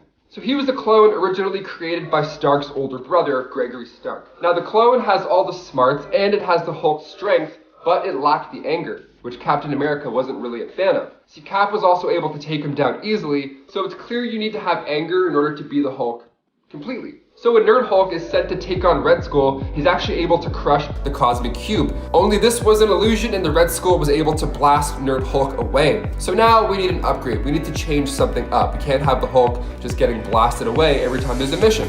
We needed some anger in there so our clone Robert can pull his weight, literally. So he wasn't active for a while after this point. He was even denied when he asked to rejoin the team after they took on Ghost Rider.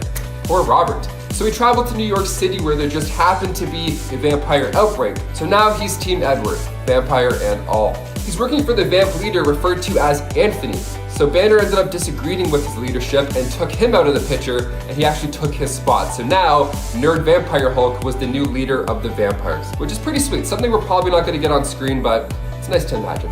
Number 5, House of M She-Hulk. So on Earth 58163, Wanda Maximoff gives birth to 2 twins. Vision's at her side, all is great, happy family, except all is not great. She's actually in a dark room on Genosha. Professor X and her father Magneto discussing how she is too powerful and this simply isn't enough. It's all in her head. So this House of M event is not a great time. You know, Jennifer Walters, while all this is going down, specifically in House of M issue 5, was a successful lawyer working alongside Daredevil, aka Matt Murdock. Luckily, she was one of the heroes who got their memory returned and was responsible for helping set the world back to a better state. Also, side note, I'm gonna call it now. This is gonna be the main plot of WandaVision, or at least part of it. She-Hulk being announced after WandaVision, seeing the alternate realities with Wanda and Vision, I'm on to you guys. I have some ideas. Number 4, Earth A She-Hulk. Also known as Earth 721, Earth A was home to another Jennifer Walters, of course. This version didn't have superpowers like our 616 Earth does. So she decided it would be a fun little vacation to take Albert E. DeVore's technology and travel to another universe to get the same superpowers as that Jennifer Walters. So, while on the other Earth, Jennifer fought Rhino and even had an affair with the Juggernaut. Okay, making your rounds, I get it. Not exactly my ideal vacation, but I'm not knocking it. So, of course, being another Jennifer Walters, she was caught. Then they had this plan that the depowered Jennifer Walters would go to her Earth 721, while the new powered multiverse Jennifer from Earth 721 would stay on Earth 16. How do you like them numbers? So it's a little swap, a fun little swappy swap. However, during the trans-dimensional transfer, Reed Richards was able to return her powers back to her. Nice. So they both ended up staying in their appropriate universes. How lovely. Number 3, Spider-Gwen She-Hulk. This is a fun one. Okay, I would straight up watch countless hours of this one. So Jennifer Walters doesn't have Hulk powers in this one, right? But I had to include her in this specific list because she's a regular human and she kills it. She's a regular person. She paints herself green because she wants to. So on this Earth 65, starting in issue 7 of Spider-Gwen Volume 2, Jen Walters was actually a pro wrestler.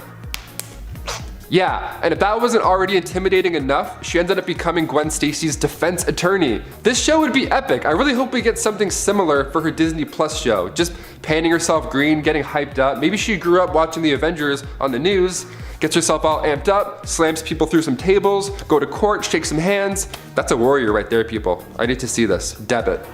I'm buying this movie. Number 2, Old Man Logan. Hulk Gang! Okay, so if you don't know, Earth 807-128, even more numbers for you, was home to Hulk Gang. Now, Hulk Gang sounds like a fun time. Hulk Gang is what happens when all the supervillains take over the US. So Bruce Banner is like, hey, you know, we have some crazy similar powers, we need backup, you're the only person I can kind of mate with. What do you say? And Jennifer Walters agreed to go through with it, and it wasn't long before Hulk Gang came along. This version of Jennifer Walters is super powerful. Her, Daredevil, and Moon Knight are amongst like one of the few remaining soups. She kicked Wolverine Old Man Logan Giant Size issue 1.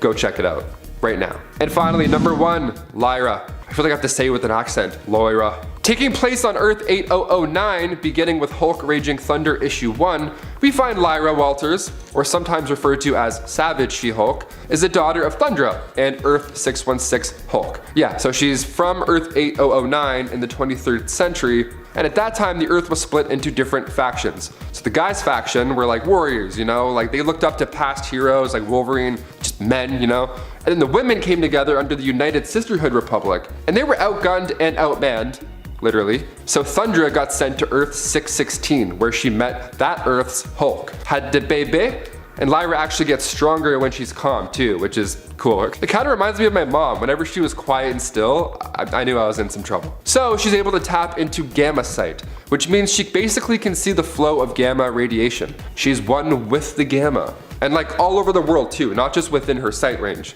So she becomes a smarter, smoother fighter in this state. And if she becomes angry, however, she will actually become weaker. But even at her weakest though, she's still as strong as Spider-Man, so come on. Number 10, the Hulk. The story we're most familiar with is one that I must start with. With skin that is impenetrable to just about anything and super bad super strength, the Incredible Hulk is a force you don't want in any kind of way. Created by the late Jack Kirby and Stan Lee, the Hulk is created when Bruce Banner is accidentally exposed to a gamma bomb. Making his first debut in the Incredible Hulk #1 in 1962, we've seen many different variations of the big green guy, portrayed by actors such as Lou Ferrigno, Eric Bana, Edward Norton, and most notably Mark Ruffalo. Yeah, Mark Ruffalo. He gets stronger the more angry you make him, which makes fighting this guy a really tough time. He even lifted an entire island in Secret Wars.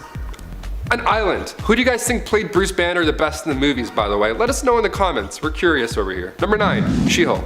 Now, of course, we have to include Banner's cousin, Jennifer Walters. So, while on the verge of death, Bruce Banner gave Jennifer a very small transfusion of Hulk's blood to save her life. What a great cousin. All my cousins do is comment how lame my selfies are on Facebook. The transfusion gave her a very mild version of the Hulk's powers. So yes, She-Hulk is green, and yes, she gets stronger the angrier she gets, but she can change whenever she wants. She's the Hulk, but she still has a hand on the wheel, basically. Now, there are times where she gets a bit too angry and can't control herself, but most of the time, she knows what she's doing. Tatiana Mason Lee will play She-Hulk in her upcoming series on Disney+, set to be released in 2022, and we're all looking forward to that. I know it's gonna be great. Number 8, Doc Green. So after Hulk had gotten shot in the head by the Ancient Order of the Shield, Tony Stark came in yet again to save the day. How, you ask? Well, he used his Extremis virus and injected it into the Hulk to undo damage from the bullet. Not a bad idea, Stark, not a bad idea. We'll give you that. The only side effect was the brand new genius personality for the green guy. That's right, the Hulk had now acquired Banner's smarts. So the next logical step for Doc Green was to create a serum that strips the powers from the other Hulks, because he didn't want there to be any others like him, especially being smart and all. He knew it wasn't a good idea. Eventually the virus had gotten removed and Doc Green reverted back into the Hulk. Thank God. I feel like we don't need a smart Hulk. Like Valkyrie said in Endgame, I think I liked you better either of the other ways. She's on to something. 7, Savage She-Hulk. She's the daughter of Hulk and Thundra, so you already know we gotta include her in this list. She's a very unique version of the hero. For starters, she doesn't get stronger when she gets angry. Instead, she becomes more powerful the more calm she is. That'd be a strange sight to see.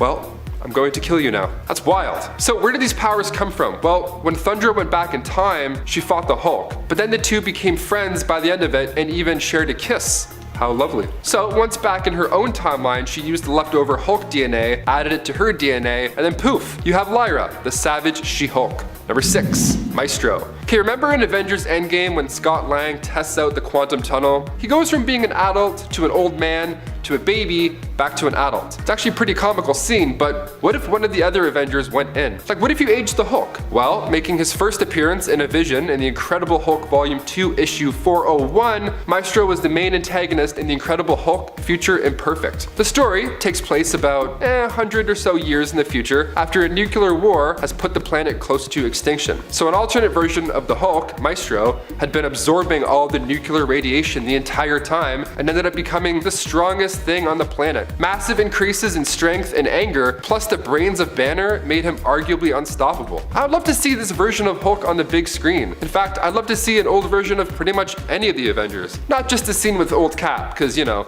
then I'll cry. Again. Oh, speaking of Old Man Hulk. Number 5, Bruce Banner, Earth 9591. In the Marvel Universe, scientific accidents tend to lead to fabulous powers. However, in the real world, a scientific accident typically leads to serious injury or even death. After all, if a regular person were caught in the explosion of a gamma bomb, they definitely wouldn't gain green skin and super strength. Odds are they would just get probably really sick and die. With that in mind, let's meet Bruce Banner from the miniseries Ruins. Written by Warren Ellis, Ruins is a dystopian twist on the Marvel Universe, where everything that can and does go wrong goes wrong. In this twist on the classic origin story, Rick Jones is a morphine addict that wandered into the testing site of a gamma bomb. The heroic Bruce Banner rushes to save him and is caught in the blast of the bomb, but instead of becoming the Jade Giant, Bruce Banner is consumed with a mess of green tumors which tear Banner apart from the inside out. Much like the Peter Parker of this universe, Banner is currently believed to be held captive by the CIA for research purposes. Give the storyline a read for yourself in 1995's Ruins #1. It answers a lot of questions that I personally didn't know I wanted the answers to. Number 4. Hulk Earth 2081. After a war which ended in a violent nuclear holocaust that wiped out all life on Earth, wanting to get away from the few remaining survivors, would return to the Gamma Cave in New Mexico, where he'd seal himself off with a boulder. Many years later, Bruce would free himself from his imprisonment by a recorder, who was sent to record the demise of humanity at the request of a number of races. Though Bruce at first assumed they wanted to learn from humanity's mistakes, the recorder then informed him that they just wanted to make sure that they were all actually dead. Though Bruce at first refused to believe that everyone was dead, asking if it was some kind of joke, he soon came to accept it. He would then ask the recorder if he was going to kill him as well to, be sure. And the recorder then asked Bruce if he wanted to die, to which Bruce then responded, no, why would I want that? Bruce spent the next several years wandering across the ruins of the old cities trying to remember what he could of the old world. Later, Bruce suffered a painful heart attack, and how much his punishment resembles that of Prometheus, the last Titan, condemned to stay forever alive even while animals devoured him. As he died, the Hulk's persona arose in his mind. Banner would plead with the Hulk, begging him to simply let go of his conflicts, claiming that they were going to a paradise where all their dead friends were, where they could be happy. Hulk threw away his suggestion thinking it was a trick, and because in his eyes, friends had always betrayed him. With Banner completely gone, the Hulk was left completely alone in an empty world. Check out this one-shot storyline in 2002's Incredible Hulk, The End. Number 3. Zombie Hulk. That's right, it's Jack talking about the zombieverse once again, my big favorite. In the world of Marvel Zombies, the Hulk is the hungriest one there is. After an unnamed hero driven by the hunger crashes on Earth and infects the Avengers with a zombie virus, the world spirals into a zombie apocalypse. Once valiant heroes resort to stomach-churning acts to fulfill their craving for human flesh, and the world becomes a battle for the strongest for scarce resources. A roaming band of zombies composed of, or I guess decomposed since they're zombies, of former heroes such as Spider-Man and Wolverine, kill and eat their way across the planet with a zombified Hulk serving as the Twisted Team's muscle. The group eventually crossed paths with the Silver Surfer, who was subsequently brutally killed by the Hulk and eaten by the group, imbuing the zombies with the cosmic power, allowing the former heroes to take to the stars to eat their way across the galaxy. 40 years later, Hulk returns to the Earth to find a colony of human survivors in New York, known as New Wakanda. After Giant Man declared a plan to create a breeding program to have food for eternity, Spider-Man and Luke Cage rebelled and fought Tony and the others. A force field was activated, protecting Black Panther's stronghold and the survivors, but sealed Gladiator and an unconscious Bruce Banner inside and cut Luke Cage in half. Hulk eventually escapes, and after eating Reynolds, Hulk transformed back into Bruce and voluntarily was eaten by the zombies so that he could cause no more damage to anyone. You all already know that this is one of my favorite universes, so check out Zombie Hulk for yourself, starting with his first appearance in Marvel Zombies Dead Days #1. Number 2. Maestro. While the Hulk has traditionally served as a tragic anti-hero, the supervillain known as the Maestro served as a reminder that the Hulk is really only one bad day away from becoming the most dangerous foe mankind has ever encountered. This alternate future version of the Hulk hails from an Earth ravaged by nuclear war. Driven mad by the death of his friends and from continued exposure to radiation, the Hulk christens himself the Maestro and appoints himself the ruler of this war-torn dystopia. Retaining the intelligence of Bruce Banner, but with the enhanced strength brought on from the radiation, the Maestro rules unopposed, splitting his time between torturing those who have crossed him and admiring his trophy room filled with the weapons and costumes of his fallen comrades. When the modern day Hulk is sent forward in time, he ends up clashing with his future self, eventually triumphing over the cocky Maestro. While the Maestro hails from a possible future, the Hulk lives in constant fear that one bad move could put him on the path to becoming this tyrannical ruler. Fast forward through some pretty cool events that you should definitely read for yourself, and we see the Maestro go up against Logan, who unsheathed his claws and just decapitates him. Give the story a read for yourself, starting with 2017's Old Man Logan, Volume 2, number 25. And number 1, Pappy Banner. This version makes me so uncomfortable it's not even funny. So similar to his 616 counterpart, Bruce Banner of Earth 21,923 began as a hero, or as much of a hero that the Hulk can be. No one really knows how or why or when, but Bruce Banner had a very drastic shift in personality and became a villain, many believing it to be probably because of the prolonged exposure to radiation. When the villains took over in this alternate world, Banner joined in on the hero slaughter, eliminating Thor and so many others. Banner later took over a large portion of California and Nevada as his own and named it Hulkland. He also made the decision to mate with his first cousin She-Hulk, and sired a group of inbred Hulks called the Hulk Gang. Through intimidation alone, they forced people living there to pay rent or face having their property taken and even death. One of the people that was extorted was Logan, who had become a pacifist at the time. Then one day, the Hulk gang killed Logan's family, causing him to abandon his pacifist beliefs. And in anger, Logan killed almost the entire Hulk gang and its leader, Pappy Banner. Understand why this Hulk makes me so uncomfortable? If you feel like you've got it in you, check out Pappy Banner for yourself in this first appearance in 2015's Old Man Logan, number 4. Number 10, Pitt. This one is a little more loosely connected in terms of story, but the look and connection of Pitt's creator to Hulk is what causes comic fans to draw parallels. Pitt was originally created by Dale Keown for Image Comics. He first appeared in his own self-titled series Pitt in the 90s, and wow, he definitely has a 90s look. Check out that sweet studded leather vest with plaid-inspired lining and all of those chains. You can never wear too many chains in the 90s. Dale Keown, Pitt's creator, was well known for his work as a penciler on the Incredible Hulk series during Peter David's run, and it's usually this connection and Pitt's ginormous muscle-bound appearance that make people think of the Hulk when they see him. Pitt himself was a human-alien hybrid creature from outer space who was created in a lab aboard a spaceship. It's like a cosmic Hulk. Number 9, Rampage. Not just taking inspiration from the Hulk, but likely taking inspiration from his cousin, Jennifer Walters, aka She-Hulk, as well. Rampage was originally known simply as Kitty Faulkner. Dr. Kitty Faulkner, that is. Kitty was a brilliant scientist working for Star Labs. An accident wherein Kitty was exposed to massive solar radiation during a demonstration gone wrong caused her to be transformed, however, into the orange giantess known as Rampage, who also sported a red mohawk. A fight with Superman where he absorbed excess radiation from her giantess Rampage form caused her to return once more to her human appearance as Dr. Faulkner. There would be other times, however, that Kitty would return to her Rampage form. Like She-Hulk, she also appears to keep her wits while in her hulkish appearance. Number 8, OMAC. OMAC stands for One Machine Attack Construct, and was created by Brother Eye to be used in their war against those who would oppress them. Originally in New 52, OMAC was the human known as Kevin Coe. Kevin Coe was an employee of Project Cadmus who would be taken over and in essence assimilated into the being referred to as OMAC, a servant and warrior of Brother Eye. Brother Eye can activate OMAC whenever they like, transforming Kevin into the biotech being possessing super strength and durability known as OMAC. While in this form, originally Brother Eye would be in complete control of OMAC. However, when Brother Eye was killed, they gave Kevin both his personality and control back as one of their last actions. The consequence of this was that Kevin would no longer be able to revert to his human form, becoming only OMAC. Number 7, Doomsday. While Doomsday and the Hulk bear some differences, a big one being that Doomsday is traditionally a villain, whereas Hulk is usually more recognized as a hero, they also bear similarities too. Both were created through experimentation, one an accident, one on purpose. Both are super strong, monster-like creatures,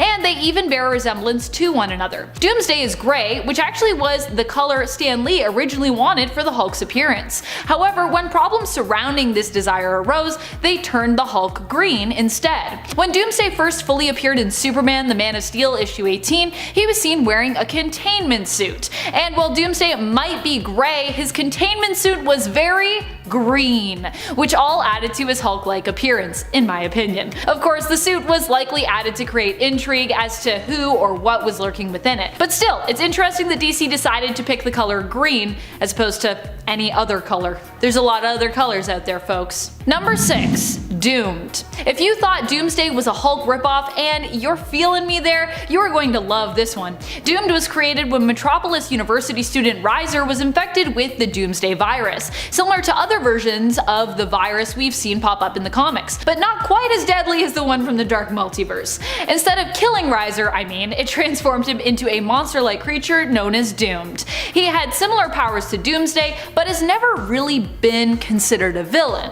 more of a hero. Immediately after his transformation, Doom was forced to flee the authorities who saw him as a monster due to the accidents that he caused, despite the fact that Doomed attempted to actually save those that he had endangered, and he didn't intend to create any of that chaos. Riser would transition between his Doomsday form and human form and would end up being affiliated with the Teen Titans for a time. Number 5, The End Hulk. Written by Peter David, The Incredible Hulk The End shows us what Bruce Banner would look like after the rest of the world has fallen into pieces. In a one-shot released back in 2002, we find Bruce Banner as the last inhabitant of Earth. After the events of a nuclear holocaust, Banner was the only being that was physically able to survive. I mean, the story opens up with Banner talking to a vidbot. A vidbot is a floating camera that's always hovering 10 feet away from him. It found Banner when it was in the midst of confirming the eradication of humans. Now it just follows him around. Kind of like that cameraman in Super Mario 64.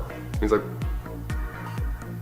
on his little cloud, so cute. So, Banner and the Hulk are on different levels at this point. The Hulk still wants to be a badass and fight stuff, but Bruce is done, man. He looks around him, he sees nothing. He sees giant mutated cockroaches. He actually attempts multiple times, but the Hulk will not let him die. It's kind of similar to what we heard in Avengers back in 2012, the first Avengers. Banner says to the group that he tried putting a bullet in his mouth and that the green guy spit it out. So this issue, we really get an idea for it if that had lasted until the very end. Quite dark. Number 4, Zombie Hulk. Okay, so this one I hope we actually never have to see because it's terrifying. In the series Marvel Zombies, the Hulk is, well, yeah, he's a zombie. So in this version, he's still a strong giant. However, because he's not alive technically, he doesn't regenerate every time he gets injured. He also doesn't need to get angry in order to transform from the zombie Bruce Banner. He actually transforms when he's hungry. If you're not you and you're hungry, Banner, I think you need a Snickers or a neighbor, whatever you like to eat. One of those two, we'll get you set up. Silver Surfer, for instance, gets his head bitten off, like Ozzy Osbourne style, by this zombified Hulk. You gotta check it out. Number 3, Robbie Banner. Okay, so on Earth 138, this punk rock version of the Hulk teams up with Spider-Man. Well, Spider-Punk rather. And in order to become the Hulk, he doesn't need to get angry, he doesn't need to eat flesh. Instead, he just needs to blast atomic bomb music. Okay. So at one point he helped Spider-Punk fight the UFOs at the Hellfire Club. And this version is wild. Like, imagine if Bruce Banner in the MCU had to blast Imagine Dragons before fighting Ultron. That'd be amazing. God, I'd pay for that. So in this storyline, when Kang and the Conglomerates started attacking, Robbie just listened to the tape and promptly turned into the Hulk and helped Spider-Punk fight him. Number 2, Breaker of Worlds Hulk. So eventually, the One Below All destroys Bruce's soul, and then they themselves possess the body of the Hulk. After that, oh man, just straight up trouble. They went on to kill Franklin Richards, Galactus, Mr. Immortal, irony at its finest right there, and it kept killing until it was the last living thing in the universe. Why is this always a goal, man? Like, I would be so bored. At least keep a handful of entertainers alive. Like, if we only had Will Smith, we'd be fine. Movies, music, cringy Instagram posts, he could do it all. Yeah. It's rewind time. In the 9th Cosmos, the One Below All went from having the Hulk's powers and upgraded them, yet again, to a Galactus-like entity called the Breaker of Worlds. Sounds rather fitting if you ask me. Finally, my personal favorite of this list, Infernal Hulk. Oh, I hope we see this one soon. So in an alternate reality where Bruce Banner and the Hulk had separated, and it does happen quite often, Bruce ended up becoming the new Sorcerer Supreme. But the Hulk rather, oh, he gets cast into hell. Talk about getting the shit out of the deal. I mean, he did all right though in hell. He ended up becoming a demon eventually after being surrounded with all those, well, demons down there. What does he do? Well, he escapes, of course. Who doesn't want a demon Hulk running around? Everybody. The answer is everybody. The solution was simple and well executed. Trick Infernal Hulk into shattering the eye of Agamotto. And once that happened, well, he was thrown back into hell. Good. Go back where you belong, scary man.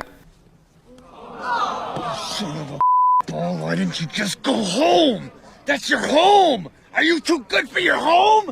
Answer me! Number 10, Zombie She-Hulk. First appearing in Marvel Zombies Dead Days issue number 1 in 2007, this is arguably one of the most fun versions of Jennifer Walters, depending on how you classify fun. This story takes place on Earth 2149 after a zombie plague, which you may have probably guessed by now. This comic is super dark and gory. It's kind of awesome too. Even before She-Hulk comes in, it's traumatizing. When Jennifer arrived at the Avengers mansion, she was a little shocked to see the current condition of the Avengers, you know, being crazy zombies and all. It wasn't long at all before she herself was zombified, and after that point, ooh, look out, Buster. She then went on to kill Franklin Richards and his sister Valeria. So you can imagine the look on the Fantastic Four's face when they returned. They weren't too pleased. Specifically Susan Storm, who blew up Jennifer's head with a force field. Ew. Number 9, Future Imperfect She-Hulk. Taking place in the Future Imperfect storyline, of course, this version of She-Hulk is a bit strange. See, here she's referred to as Shulk, which I like better than She-Hulk. Has a better ring to it. Shulk. Kind of sounds like when you drop a wet bathing suit. Shulk. So specific, but there you go. So in this issue, we have the Abomination, the Hulk, and the She-Hulk. And after a nuclear fallout, they're much more powerful. See, the Hulk ended up becoming Maestro. I did a list about Hulks as well, so if you like this one, go check out Maestro and other crazy versions of the Hulk over there. Shulk, on the other hand, doesn't have hands, rather, she has talons. So Emil and Shulk tried to take down the Maestro, but of course failed, because, I mean, look at him. So Shulk ended up becoming locked away in a sarcophagus for 7 years. 7 years! So in that time, Emil took over Castle Maestro after Maestro's disappearance. And then he put She-Hulk in his bedroom where he planned to make him his wife. Okay, weirdo? So she woke up, saw Emil touching her hair, and she's like, okay, weirdo, stop. So she knocked him out nice and quick, and then learned that Betty 6 was pregos with Maestro's child. So she went into the past with Caspin with a plan to kill the woman and to end Maestro's family line. Okay, so she and Caspin ran into Cyberslick, and they tell the two where the woman is. So Shulk shows up, beats the hell out of Abomination, easy, and right as she's about to kill Betty 6, boom, Caspin kills her with his mental powers. What a ride. If you want to see this for yourself, check out Abomination's #1. Number 8, Earth 1610. The Ultimate Universe. Jennifer Walters, or no, Betty Ross. That's right, Betty Ross is playing the not-so-jolly Green Giant on Earth 1610. Making her first appearance in Ultimates issue 3, the daughter of General Ross was roommates with Janet Van Dyne in college. So Janet started seeing Hank Pym, who we don't really like, and she started dating Bruce Banner. So a couple of things happened with Bruce as he was trying to crack the super soldier serum, and he ended up becoming the Hulk, as we all should know by now. So as she watched the Hulk rip people apart, she actually grew to like him even more. Like, strong man. I like the way you rip their spinal cords out. Let's go for a coffee. Now, Bruce had actually been out on trial and been given the death sentence, being, the Hulk and all. And she was devastated. So Jennifer Walters, like the Jennifer Walters, had cracked the code on the serum at this point. Betty Ross lied to Fury and said that Jennifer Walters was planning on selling the serum. Survey says that was also a lie. She was actually just pirating the new Star Trek early. And have you seen the new Star Treks, honestly? I did it too. They're pretty good, they're great. So not quite as bad as we thought, right? I mean, Betty injected the serum right before jumping out of a shield jet and landed on the ground saying, "What up, y'all? I'm Plan B." Pretty cool entry, if you ask me. I don't know if she said y'all, but she should have. Betty fought Wolverine and actually managed to gouge his eye out. Wolverine, being Wolverine, still ended up winning the battle and forcing Betty to wear a collar that will choke her to death if she becomes Shulk again. Number 7, 9939 She-Hulk. Sounds like a hotline, it's not. So this Earth 9939 is this alternate version of our common 616 Earth. So Baron Strucker, the 5th, came from Earth 8410, stay with me here, came from the future into the past of Earth 616 and killed most of our heroes that we know. Wah, wah. See, most of our heroes, but not all of them. Jennifer Walters was one of the survivors, and now she lives in this dystopian tech future, even engaging in a relationship with Rhino. Rhino, like Paul Giamatti. Remember Paul Giamatti as Rhino? I mean, the guy's great, never phones it in. Fred Claus, let's go.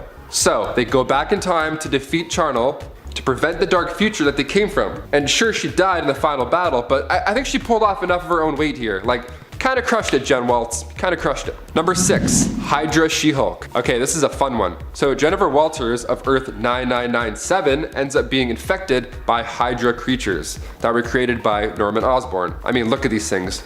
Imagine waking up to that. Well, she didn't. Yeah, like many others, when she was infected, her soul ended up in the realm of the dead. Her body, on the other hand, became the host of Queen Hydra. I feel like I'm a good vessel too. I mean, these lanky arms are kind of like tentacles. They're not as slippery though, Maybe when I'm jogging, they get a little bit wet. I feel like she's slippery. I don't know, that's what I'm trying to say. So, after the new and improved Queen Hydra led the other Hydras, they dominated S.H.I.E.L.D. And then they eventually moved to New York, the city that never sleeps, because, there's monsters everywhere, all the time. She-Hulk's soul remained in the realm of the dead until she was recruited by Mar-Vell on a quest to kill death. You heard me. Number 5, Betty Ross, She-Hulk. While Jen Walters is known as the badass lawyer cousin of Bruce who also likes to get big and green and punchy, Betty Ross has also held the mantle of one of Earth's mightiest. Coming again from the Ultimate Universe, Earth 1610, Betty Ross made her first appearance in Ultimates issue 3, and she's the daughter of General Ross, and she was actually roommates with Janet Van Dyne in college. So Janet started seeing Hank Pym, that guy who's not the best at all, and then Betty started to date Bruce Banner. Now, as she watched Banner turn into the Hulk and smash things around, she actually grew to like him even more. Maybe she's into the bad boys, who knows? And then later on, Bruce had been out on trial and given the death sentence, being the Hulk and all. He got into some trouble, and she was just devastated. So at this point, Jennifer Walters comes into the picture, but not as another version of the Hulk, not as She-Hulk. No, she comes in because she cracked the code on the serum at this point. She figured it out. So Betty lied to Nick Fury and said that Jennifer Walters was actually planning on selling that serum, but really she was just pirating the new Star Trek early. Which isn't nearly as bad as selling a super serum. So Betty herself ended up injecting the serum right before jumping out of a shield jet, and then she landed on the ground, and now she announced that she is Plan B. We love a cool superhero entrant. So Betty fought Wolverine and actually managed to gouge his eyes out, which, not too shabby. Wolverine ended up winning in the long run, so now Betty is forced to wear a necklace that would choke her if she turned bigger and turned into the Hulk. Some of these stories are fun, some of them are just tragic. Betty's story is mostly tragic in this sense. Number 4, Red Hulk. He made his first appearance in the Incredible Hulk issue 1 as General Ross, but come the first issue of volume 2, Ross goes beast mode. He becomes one of the Hulk's greatest threats. He becomes the Red Hulk. Now, Red Hulk was created using gamma radiation, just like our Hulk, but what makes him even more of a menace is the fact that he also has cosmic rays added to that aggressive mix. Now, the Red Hulk doesn't get stronger the angrier he gets like Bruce does, he actually gets hotter. He physically gets hotter, he starts to burn up. During one of their first run-ins with the Red Hulk, when the two Goliaths were battling it out, the stand around them while they were fighting actually turned into glass. That's how hot the Red Hulk had gotten. And when there's more glass, that just means there's more things to break. Number 3, The End Hulk. Written by Peter David, The Incredible Hulk The End shows us what Bruce Banner would look like after the rest of the world had fallen. So what happens when Bruce is the last thing alive, no thanks to his superpower? Well, in a one-shot released in 2002, we get the answer to that question. So after the events of this big nuclear fallout, Banner was the only person left alive, and the story opens up with Banner talking to just a vidbot, this floating camera that's always hovering 10 feet away from him. It's like the world's saddest vlog squad. It had found Banner when it was in the middle of confirming the eradication of humans, so now it follows him around forever just waiting to see what happens. So Banner and the Hulk are on different levels at this point. The Hulk still wants to be a badass and fight things, but Bruce is done. He's tapped out. He looks around him and he sees giant mutated cockroaches, like, ew. He doesn't want anything to do with this planet anymore. He's done. He doesn't want to be alive anymore, but the Hulk. Number 2, Infernal Hulk. In an alternate reality where Bruce Banner and the Hulk had separated, yes, it happens quite often, Bruce ended up becoming the new Sorcerer Supreme, which sounds like the improvement of a lifetime, but it's kind of not. And as for the Hulk side, oh, he gets cast into hell, gone, just right down below. Not as bright and optimistic, that's for sure. He makes his mark in Deadpool Annual Issue 1, and when the Hulk spends enough time in hell, he's bound to change, and I mean probably for the worse. He becomes the Infernal Hulk, and when Spider-Man and normal green version of Banner come from a parallel universe, the only way he's defeated is when he's tricked to destroy the Eye of Agamotto, which in turn banishes him back down to the underworld. So he's just destined for hell at this point. And finally, number 1, Joe Fixit Grey Hulk. Back in the day, Stan Lee actually wanted the Hulk to be gray, but due to ink and production problems, it ended up turning out green. Luckily, I mean, that's all we're used to now. Imagine if this guy was gray this whole time. So our first look back in 1962 at the Hulk was actually this gray version. Now, it was explained in the comics that basically because of Bruce Banner's repetitive use of the gamma radiation projectors, the character's skin went from being gray to green. So it made sense in the story. Now, the Gray Hulk and the Green Hulk are pretty much battling each other in Banner's mind. So they give the Grey Hulk a different identity now by referring to him as Joe Fixit, this tough, big, bad security guard who works at a casino in Las Vegas. Now, Grey Hulk doesn't get mad as fast. He's actually pretty intelligent and quite manipulative, which makes him even more of a threat. Now, the Grey Hulk would often come out at night, and then he'd go back to normal by dawn, which is just a nightmare. Imagine seeing this guy in the middle of the night, you're just walking to your car, you're like, is that the Hulk? Why is he wearing a suit? Why is he shuffling cards?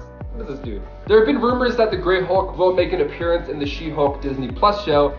I mean, we saw Grey Vision, so now a Grey Hulk? Huh, how lucky are we? Too soon. That one's over. Number 10, Bruce Banner, Earth 12,091. Now, not a whole lot is known about this alternate universe, but they do have a pretty crazy looking Hulk nonetheless. In this reality, Bruce Banner was mutated into the Hulk by undergoing some gamma radiation experimentation, so Pretty standard so far, but his appearance is vastly different than the Hulk that we're familiar with. This Hulk is like an electric green color and is a bit more risque because he doesn't wear any clothes, which is okay I guess because he's got kind of, you know, Ken doll in it if you know what I mean. Not to mention that he has 4 absolutely massive arms, effectively making him twice as strong as any other Hulk. After this transformation, he gained the reputation for destroying spaceships, and any attempts to stop him by Thunderbolt Ross were always thwarted. He attacked the hideout of Barracuda when the Punisher tried to gain information about the 6-fingered hand, and he killed a decent amount of the mercenaries hired to kill the Punisher, but was enraged by the leader's sonic device. The Punisher managed to escape before the Hulk could kill him, which you can assume he could have done very easily. Check out this monstrous Hulk for yourself in his first appearance in 2012 Space Punisher number 2. Number 9. Skulk. Hailing from Earth 9602, the Amalgam Universe, Bruce Banner was a scientist experimenting with radiation, and one day an experiment he was working on went horribly wrong and fused him with the elemental entity known as Solomon Grundy, and he became known as the Skulk. With the powers of the Hulk and Solomon Grundy combined, you can probably figure out for yourself why this would be pretty scary. After a confrontation with Dr. Strange Fate showed Skulk that he could keep the Skulk in his human form with the use of magic. The Skulk agreed to work as an agent for Dr. Strange Fate in return for Strange Fate keeping Skulk in the form of Bruce Banner for most of the time. This version of the Hulk is actually a rather gentle soul because upon finding access, Bruce actually tried to have a conversation with him rather than immediately jumping into battle because he thought that Access seemed like a really lost and lonely child in the world. This didn't last for long though because it did get to the point where he transformed into the Skulk and attacked him with just plain old brute force. Skip ahead a little bit to a mysterious villain attacking the Amalgam Earth city by city, and Lobo the Duck awoke in the ruins of Manhattan and found himself as the last remaining survivor among the heroes. Now the Skulk's body was never actually found among the other heroes, but it can be assumed that he is no longer living. Check out this character for yourself, starting with their first appearance in 1996's Doctor Strange Fate number 1. Number 8. The Incredible Thing. In an alternate reality, Earth 295 to be exact, Bruce Banner never actually became the Hulk and mutants rule the world. In an effort to combat them, Bruce, under the order of Thaddeus Ross, is tasked with creating an army of super soldiers, however all of his efforts fail. Banner moves to Europe not too long after and becomes a member of the Human High Council, the ruling body of the surviving human population. Oddly enough, Banner longed to become a mutant in order to escape being a second-class citizen, and caving into the moral low ground, Banner sold himself to one of the Horsemen of the Apocalypse in order to experiment on mutants and eventually himself. The result of the experiment was the Thing, a gray Hulk variant that Banner could revert between at will. Ben Grimm and Sue Storm were the first to encounter the Thing, and Sue shot him in the side of the head. The Thing fled and turned back into Banner, but neither Sue nor Ben connected the two events together. Fast forward a little bit to when Bruce, alongside Tony Stark, is escaping the Earth's orbit, and we see humanity under fire from a bunch of missiles. They were able to destroy all except for one, an adamantium bomb that Bruce had invented himself. So, as the Thing, he jumped out of the spacecraft and diverted the bomb so that no one would have to die from it. Forcibly reverting back to his human form, he fell down to Earth and was captured by Apocalypse. After an unidentified period of time, he revolts against the Alphas and Apocalypse, but sadly this ended in his death. Check out this Bruce Banner for yourself in 1995's X-Universe number 1. Number 7. Infernal Hulk. Are you familiar with Earth 11,638? It is an alternate universe that is seemingly a utopia because Spider-Man's loved ones are still alive, and Bruce Banner finally separated from the Hulk, and Wade Wilson never had to become Deadpool. However, he did end up becoming the villain Deathmask, but we'll just sort of, gloss over that one. After Bruce Banner became Dr. Banner, the Sorcerer Supreme of this universe, he separated himself from the Hulk and banished him to Hell, where he became the Infernal Hulk. When the Bruce Banner of Earth 616 traveled to this universe with Spider-Man and Deadpool, the Infernal Hulk was able to get free from Hell by trading places with the Hulk persona of Earth 616's Banner. He immediately went after Bruce, who was saved by Spider-Man and Deadpool. Together with his counterpart, Spider-Man and Deadpool, the Sorcerer Supreme Banner came up with a plan to defeat the Infernal Hulk once and for all by reversing the banishing spell and then snapping Bruce's neck before the Infernal Hulk could take control of his body. Check out this devilish Hulk for yourself in their first appearance in 2011's Deadpool Annual number 1. Number 6. John Eisenhart. On Earth 928, the alternate Earth that is set in 2099, and it is a vastly different world than we are familiar with because the Age of the Heroes has ended and much of the world is run by violent and evil companies. Head over to Los Angeles and we meet John Eisenhart, the Hulk of 2099. John gained his Hulk-like abilities from the Knights of Banner, a cult that worshipped the original Hulk, who wanted nothing more than to create a new Hulk. Their Gamma Gun accidentally fired and hit John, and he was transformed into a 12-foot tall Gamma Beast with razor-sharp claws and fangs, a long tongue, and massive muscles. Hulk 2099 dedicated himself to defending the people from monsters like Draco and became a leader in a rebellion against them. After President Victor Von Doom's takeover of America, John stole a gamma device from one of Doom's henchmen in order to keep it from Doom himself. Now this device was similar to the one that granted John the ability to transform into his Hulk-like form in the first place. Draco threatened John with a massive bomb placed directly on the city's fault line if he didn't turn the gamma device over to him. In the ensuing battle, the bomb detonated and triggered a massive earthquake, and the earthquake set off the gamma device that resulted in a massive explosion laying waste to the city. John emerged from the rubble, mutated even more so by the radiation emitted from the device. His mutation eventually did stabilize and he returned to his original form just prior to S.H.I.E.L.D. agents arriving in the region. While battling them, John seemed to perish and, well, that's the last that we've seen of him. Give his story a read for yourself in 1993's 2099 Unlimited #1. Number 5. Old Man Hulk. In the Old Man Logan storyline, Hulk was actually a villain.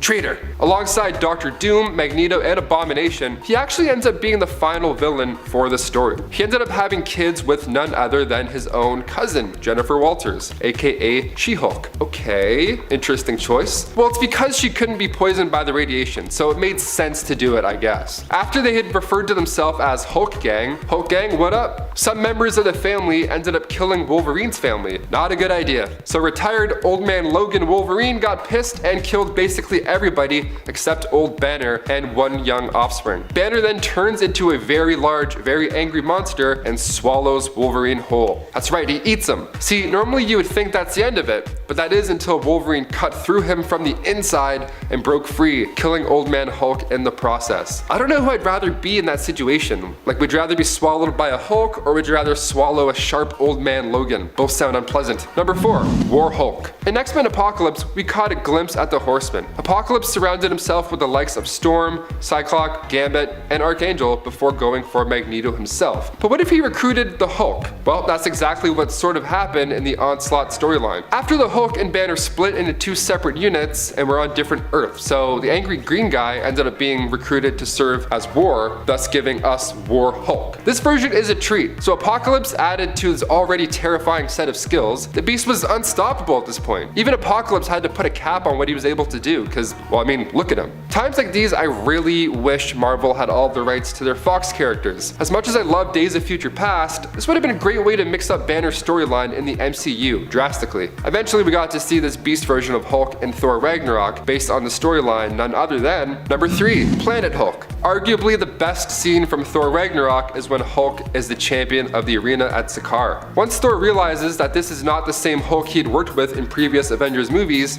he had to really put up a fight, and it was awesome to see. To see those two battle it out again after their 2012 Avengers fight, what a ride. This plot comes from the Planet Hulk storyline. So after the Illuminati decided he's too much of a threat to Earth, they send him off on a mission to destroy a rogue satellite. Survey says that was a lie. They were actually intending to send him off to a peaceful planet. But wormholes exist, so the trip went south and Hulk ended up landing on Sakaar, where he is forced to fight for the planet's emperor, the Red King, which in the movie was actually the Grandmaster, played by the most handsome man on the planet, Jeff Goldblum. And if you haven't seen Thor Ragnarok, do yourself a favor and go watch it twice. Hulk plus weapons equals scary. Number 2, World War Hulk. In the sequel to Planet Hulk, Hulk heads to New York City and gives the Illuminati, which is Iron Man, Doctor Strange, Reed Richards, an ultimatum to turn themselves in. The Hulk blames them for the death of his pregnant wife, so he's not too patient. He gives them 24 hours before he would then destroy Manhattan. That's the scariest thing. Imagine seeing that on the news. You're like, can we go? Can we get the hell out of here? Literally nobody can stop him. Doctor Strange even got in his head and tried to talk him down, and it of course does not work. Iron Man attempts to level the Beast with his Hulkbuster armor, but we all know how that would go. It fails. For a guy who gets stronger the angrier he gets, this is quite the event. I feel like this would have been a great on-screen plot as well. I mean, if Banner had come back from Sakaar still angry and out of control, who knows what he would have done to the Avengers? Especially if Nat wasn't around? Oh boy. And finally, number 1, Amadeus Cho. Making his debut in Amazing Fantasy Volume 2, number 15, Korean-American raised in Arizona, Amadeus Cho participated in a quiz show named Brain Fight. How fitting. At just the age of 15, Amadeus won that quiz show. He won $5,000 while being deemed the 7th smartest man in the world. Not a bad title at all. I think I'm like number 9, maybe 10, I don't know. 11? Really? Okay. The organizer of the quiz show is none other than Pythagoras Dupree. He was the 6th smartest man in the world and basically just wanted to find the biggest brain and take out the competition. Pythagoras sent out a squad of goons to kill Amadeus. Barely escaping, he ran away and then he met the Incredible Hulk. Years later, Amadeus would eventually become totally awesome Hulk. See, he got stuck with a dangerous amount of radiation that should have made him go mad, but instead he used special nanites to absorb the Hulk's powers. Nice. He took pride in trying to be a better, smarter Hulk. What a good guy, what a good kid, rather. At one point, he actually exiled himself into space on a satellite, just so he could study himself and make sure he still has the ability to control everything that's going on. Number 10, Gray Hulk. So, once upon a time, Stan Lee actually wanted the Hulk to be gray, initially. But due to ink and production problems, he ended up turning out green. It was explained in the comics by saying that, oh, because of Bruce Banner's repetitive use of the gamma radiation projectors, the character's skin color went from being gray to green. Because they wanted him to be green. He was green, then he was gray, then he was green. It was out there. How do we make this a thing? Interesting little tidbit, but the Gray Hulk is still a character not to be messed with. The Gray Hulk and the Green Hulk are pretty much battling each other in Banner's mind at this point. So they give the Gray Hulk a different identity, referring to him from this point on as Joe Fixit. Joe Fixit was this tough, ambiguous security guard who worked at a casino in Las Vegas.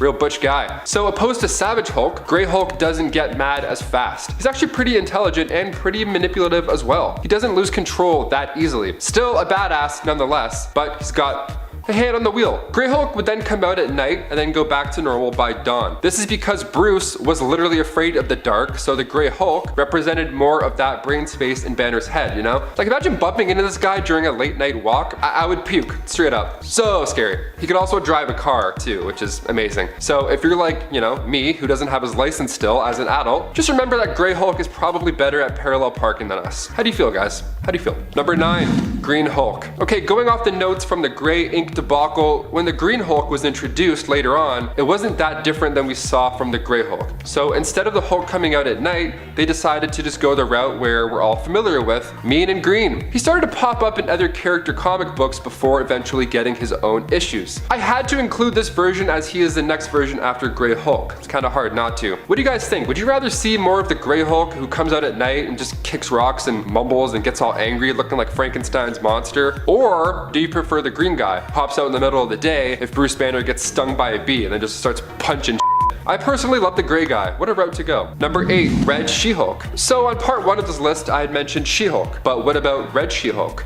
Yep. That's a thing too. So this mysterious character showed up when the Red Hulk gathered a team to hunt down Domino. So while Wolverine was fighting Red Hulk, he like scratched his eyes out, ouch, and just as he was about to finish him, bam, Red She-Hulk comes in to save the day. And she's pretty fierce too. Like look at her. Like right off the bat when she was fighting Wolverine, she was showing off her fancy new outfit that belonged to Domino, including her gun. And then in her other hand, she also had Elektra's sai. So she came loaded. And then she started bragging about how she killed the two and took their weapons and clothes. So yeah, she's a bit of a hot mess, you would say. She held off the fight long enough for Red Hulk to recover. Her powers are pretty nuts though. I mean, during this scrap with Wolverine, she spat in his face. Gross. Only her saliva is acid. So she grabbed Red Hulk and they both ducked out in the sewers. Unbeknownst to Red Hulk until later on, the identity of the new mysterious Red Badass is actually none other than Betty Ross. Plot twist. Her Red She-Hulk story begins in Hulk Volume 2, Issue 15, if you want to start giving her from the beginning. Number 7, Ultimate Hulk. Yeah, this version is just a touch different than the versions that we're used to. See, this version was used for the films Ultimate Avengers and Ultimate Avengers 2. The only real difference is that the Avengers end up controlling the Hulk in our current MCU.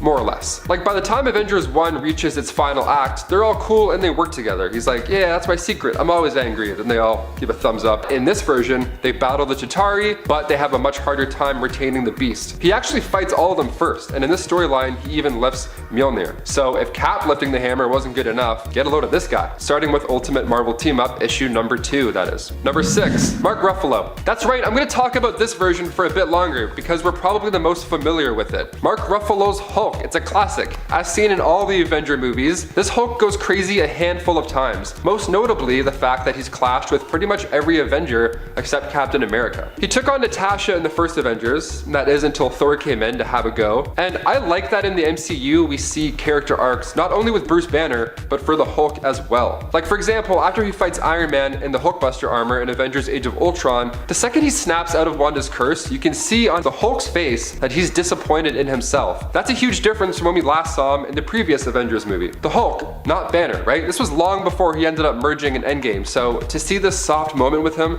is actually really nice, especially after he just, destroyed an entire city. And you can also see growth with himself and Natasha early on. I mean, at the beginning of Age of Ultron, Nat calms him down. It's funny, whenever my buddy Dan gets mad about stuff, I always touch his hand and I go, hey big guy, sun's getting real low, right? Let's calm it down, let's pack it in. I won't lie, the second Smart Hulk was revealed in Avengers Endgame, I kind of hated it right off the bat. I was like, they're going for a silly take on the character just to make the theater laugh. That wasn't the case though. Mark Ruffalo actually did a great job combining the two for that movie, especially in a finale piece like that movie. He actually finds this nice line to be intimidating and beastly at the same time. So he's like a jolly green giant. My favorite part has to be when he talks Thor into returning to the gang. Such a nice arc. I mean, it's good fun all around, except for, all the death and destruction that happened. Number 5, Loose Cannon. This Hulk ripoff even has his strength levels similarly tied to his emotions. The angrier he gets, the bigger and stronger he gets. Loose Cannon was created by Jeff Loeb and Lee Moder, and is basically a big blue version of Hulk who was originally the human Eddie Walker. Walker regained the use of his legs, which had been disabled in a car accident when his metahuman gene was activated, turning him into the hero known as Loose Cannon, who was later redesigned during New 52 to be a Teen Titans villain instead. Eddie's skin has also been known to change color with his mood as well, and while he does appear to be similar to the Hulk in terms of powers, transformation, and abilities, he also bears a striking resemblance to Hank McCoy, the bouncing blue beast of Marvel's X-Men, especially his New Earth design. Number 4, Damage. Ever wondered what would happen if Captain America's exposure to the super soldier serum actually turned him into a monster? Well, wonder no more. DC has the answer to your question with one of their very own Hulk ripoffs. Damage is Ethan Avery, a youngster who grew up admiring superheroes and wanting to be just like them. At one point during his time serving in the military, he was offered an opportunity to become just that, and of course, jumped at it. He volunteered for the Damage program, a program that used experimental procedures in an attempt to create superheroes. Ethan passed all the necessary tests after applying and was given the Damage serum, which transformed him for 1 hour each day into a super strong, monster-like creature who bears a striking resemblance to the Hulk, down to his tattered pants. While in this form, Ethan would have very little control and basically adopt another rage-fueled berserker persona, also similar to the Hulk. Number 3, Behemoth. Behemoth comes to us from DC's Earth 8. He was basically designed to be a mock version of the Hulk. He's pretty much parody Hulk, where instead of Hulk being a big, ripped, muscly giant, he's a big, blue, oversized man baby. Literally. He even wears a diaper. Behemoth was created by Grant Morrison, who tweaked the world of Earth 8 to make it basically be DC's alternate universe version of Marvel 616. On Earth 8, Behemoth is part of a team known as the Retaliators. I wonder what famous Marvel team that name could be referring to. The Retaliators. Number 2, Monster. Monster was introduced during Superman/Batman. He was basically a big green powerful monster who was possessed by Kryptonite Man and created by Joker and Mr. Mxyzptlk, who had seemingly teamed up to take down both of their sworn enemies, Batman and Superman. Seemingly. Monster wasn't the only one they created, however. No. He was part of a team known as the Maximums, a parallel to Marvel's Ultimate Supers originating from Earth 1610. All you have to do is look at Monster though to really see how much of a ripoff of the original Hulk he really is. Number 1, Smash. Smash was basically Rob Liefeld's attempt at salvaging work he'd already completed but was unable to use. Liefeld had been working with Marvel previously on Captain America stuff, but when Liefeld kept apparently missing deadlines and sales ended up being not where Marvel had hoped, they let him go. The book was moved over to Wildstorm, and Liefeld's direction for the plot was pretty much fully abandoned, but he still found a way to make use of the work that he had already done, creating a new character for the comic Fighting American with Awesome Comics, which was started by Liefeld. Smash, which looked a lot like another very familiar Marvel powerhouse, but purple instead of green, and wearing a chain around his neck. That's about it.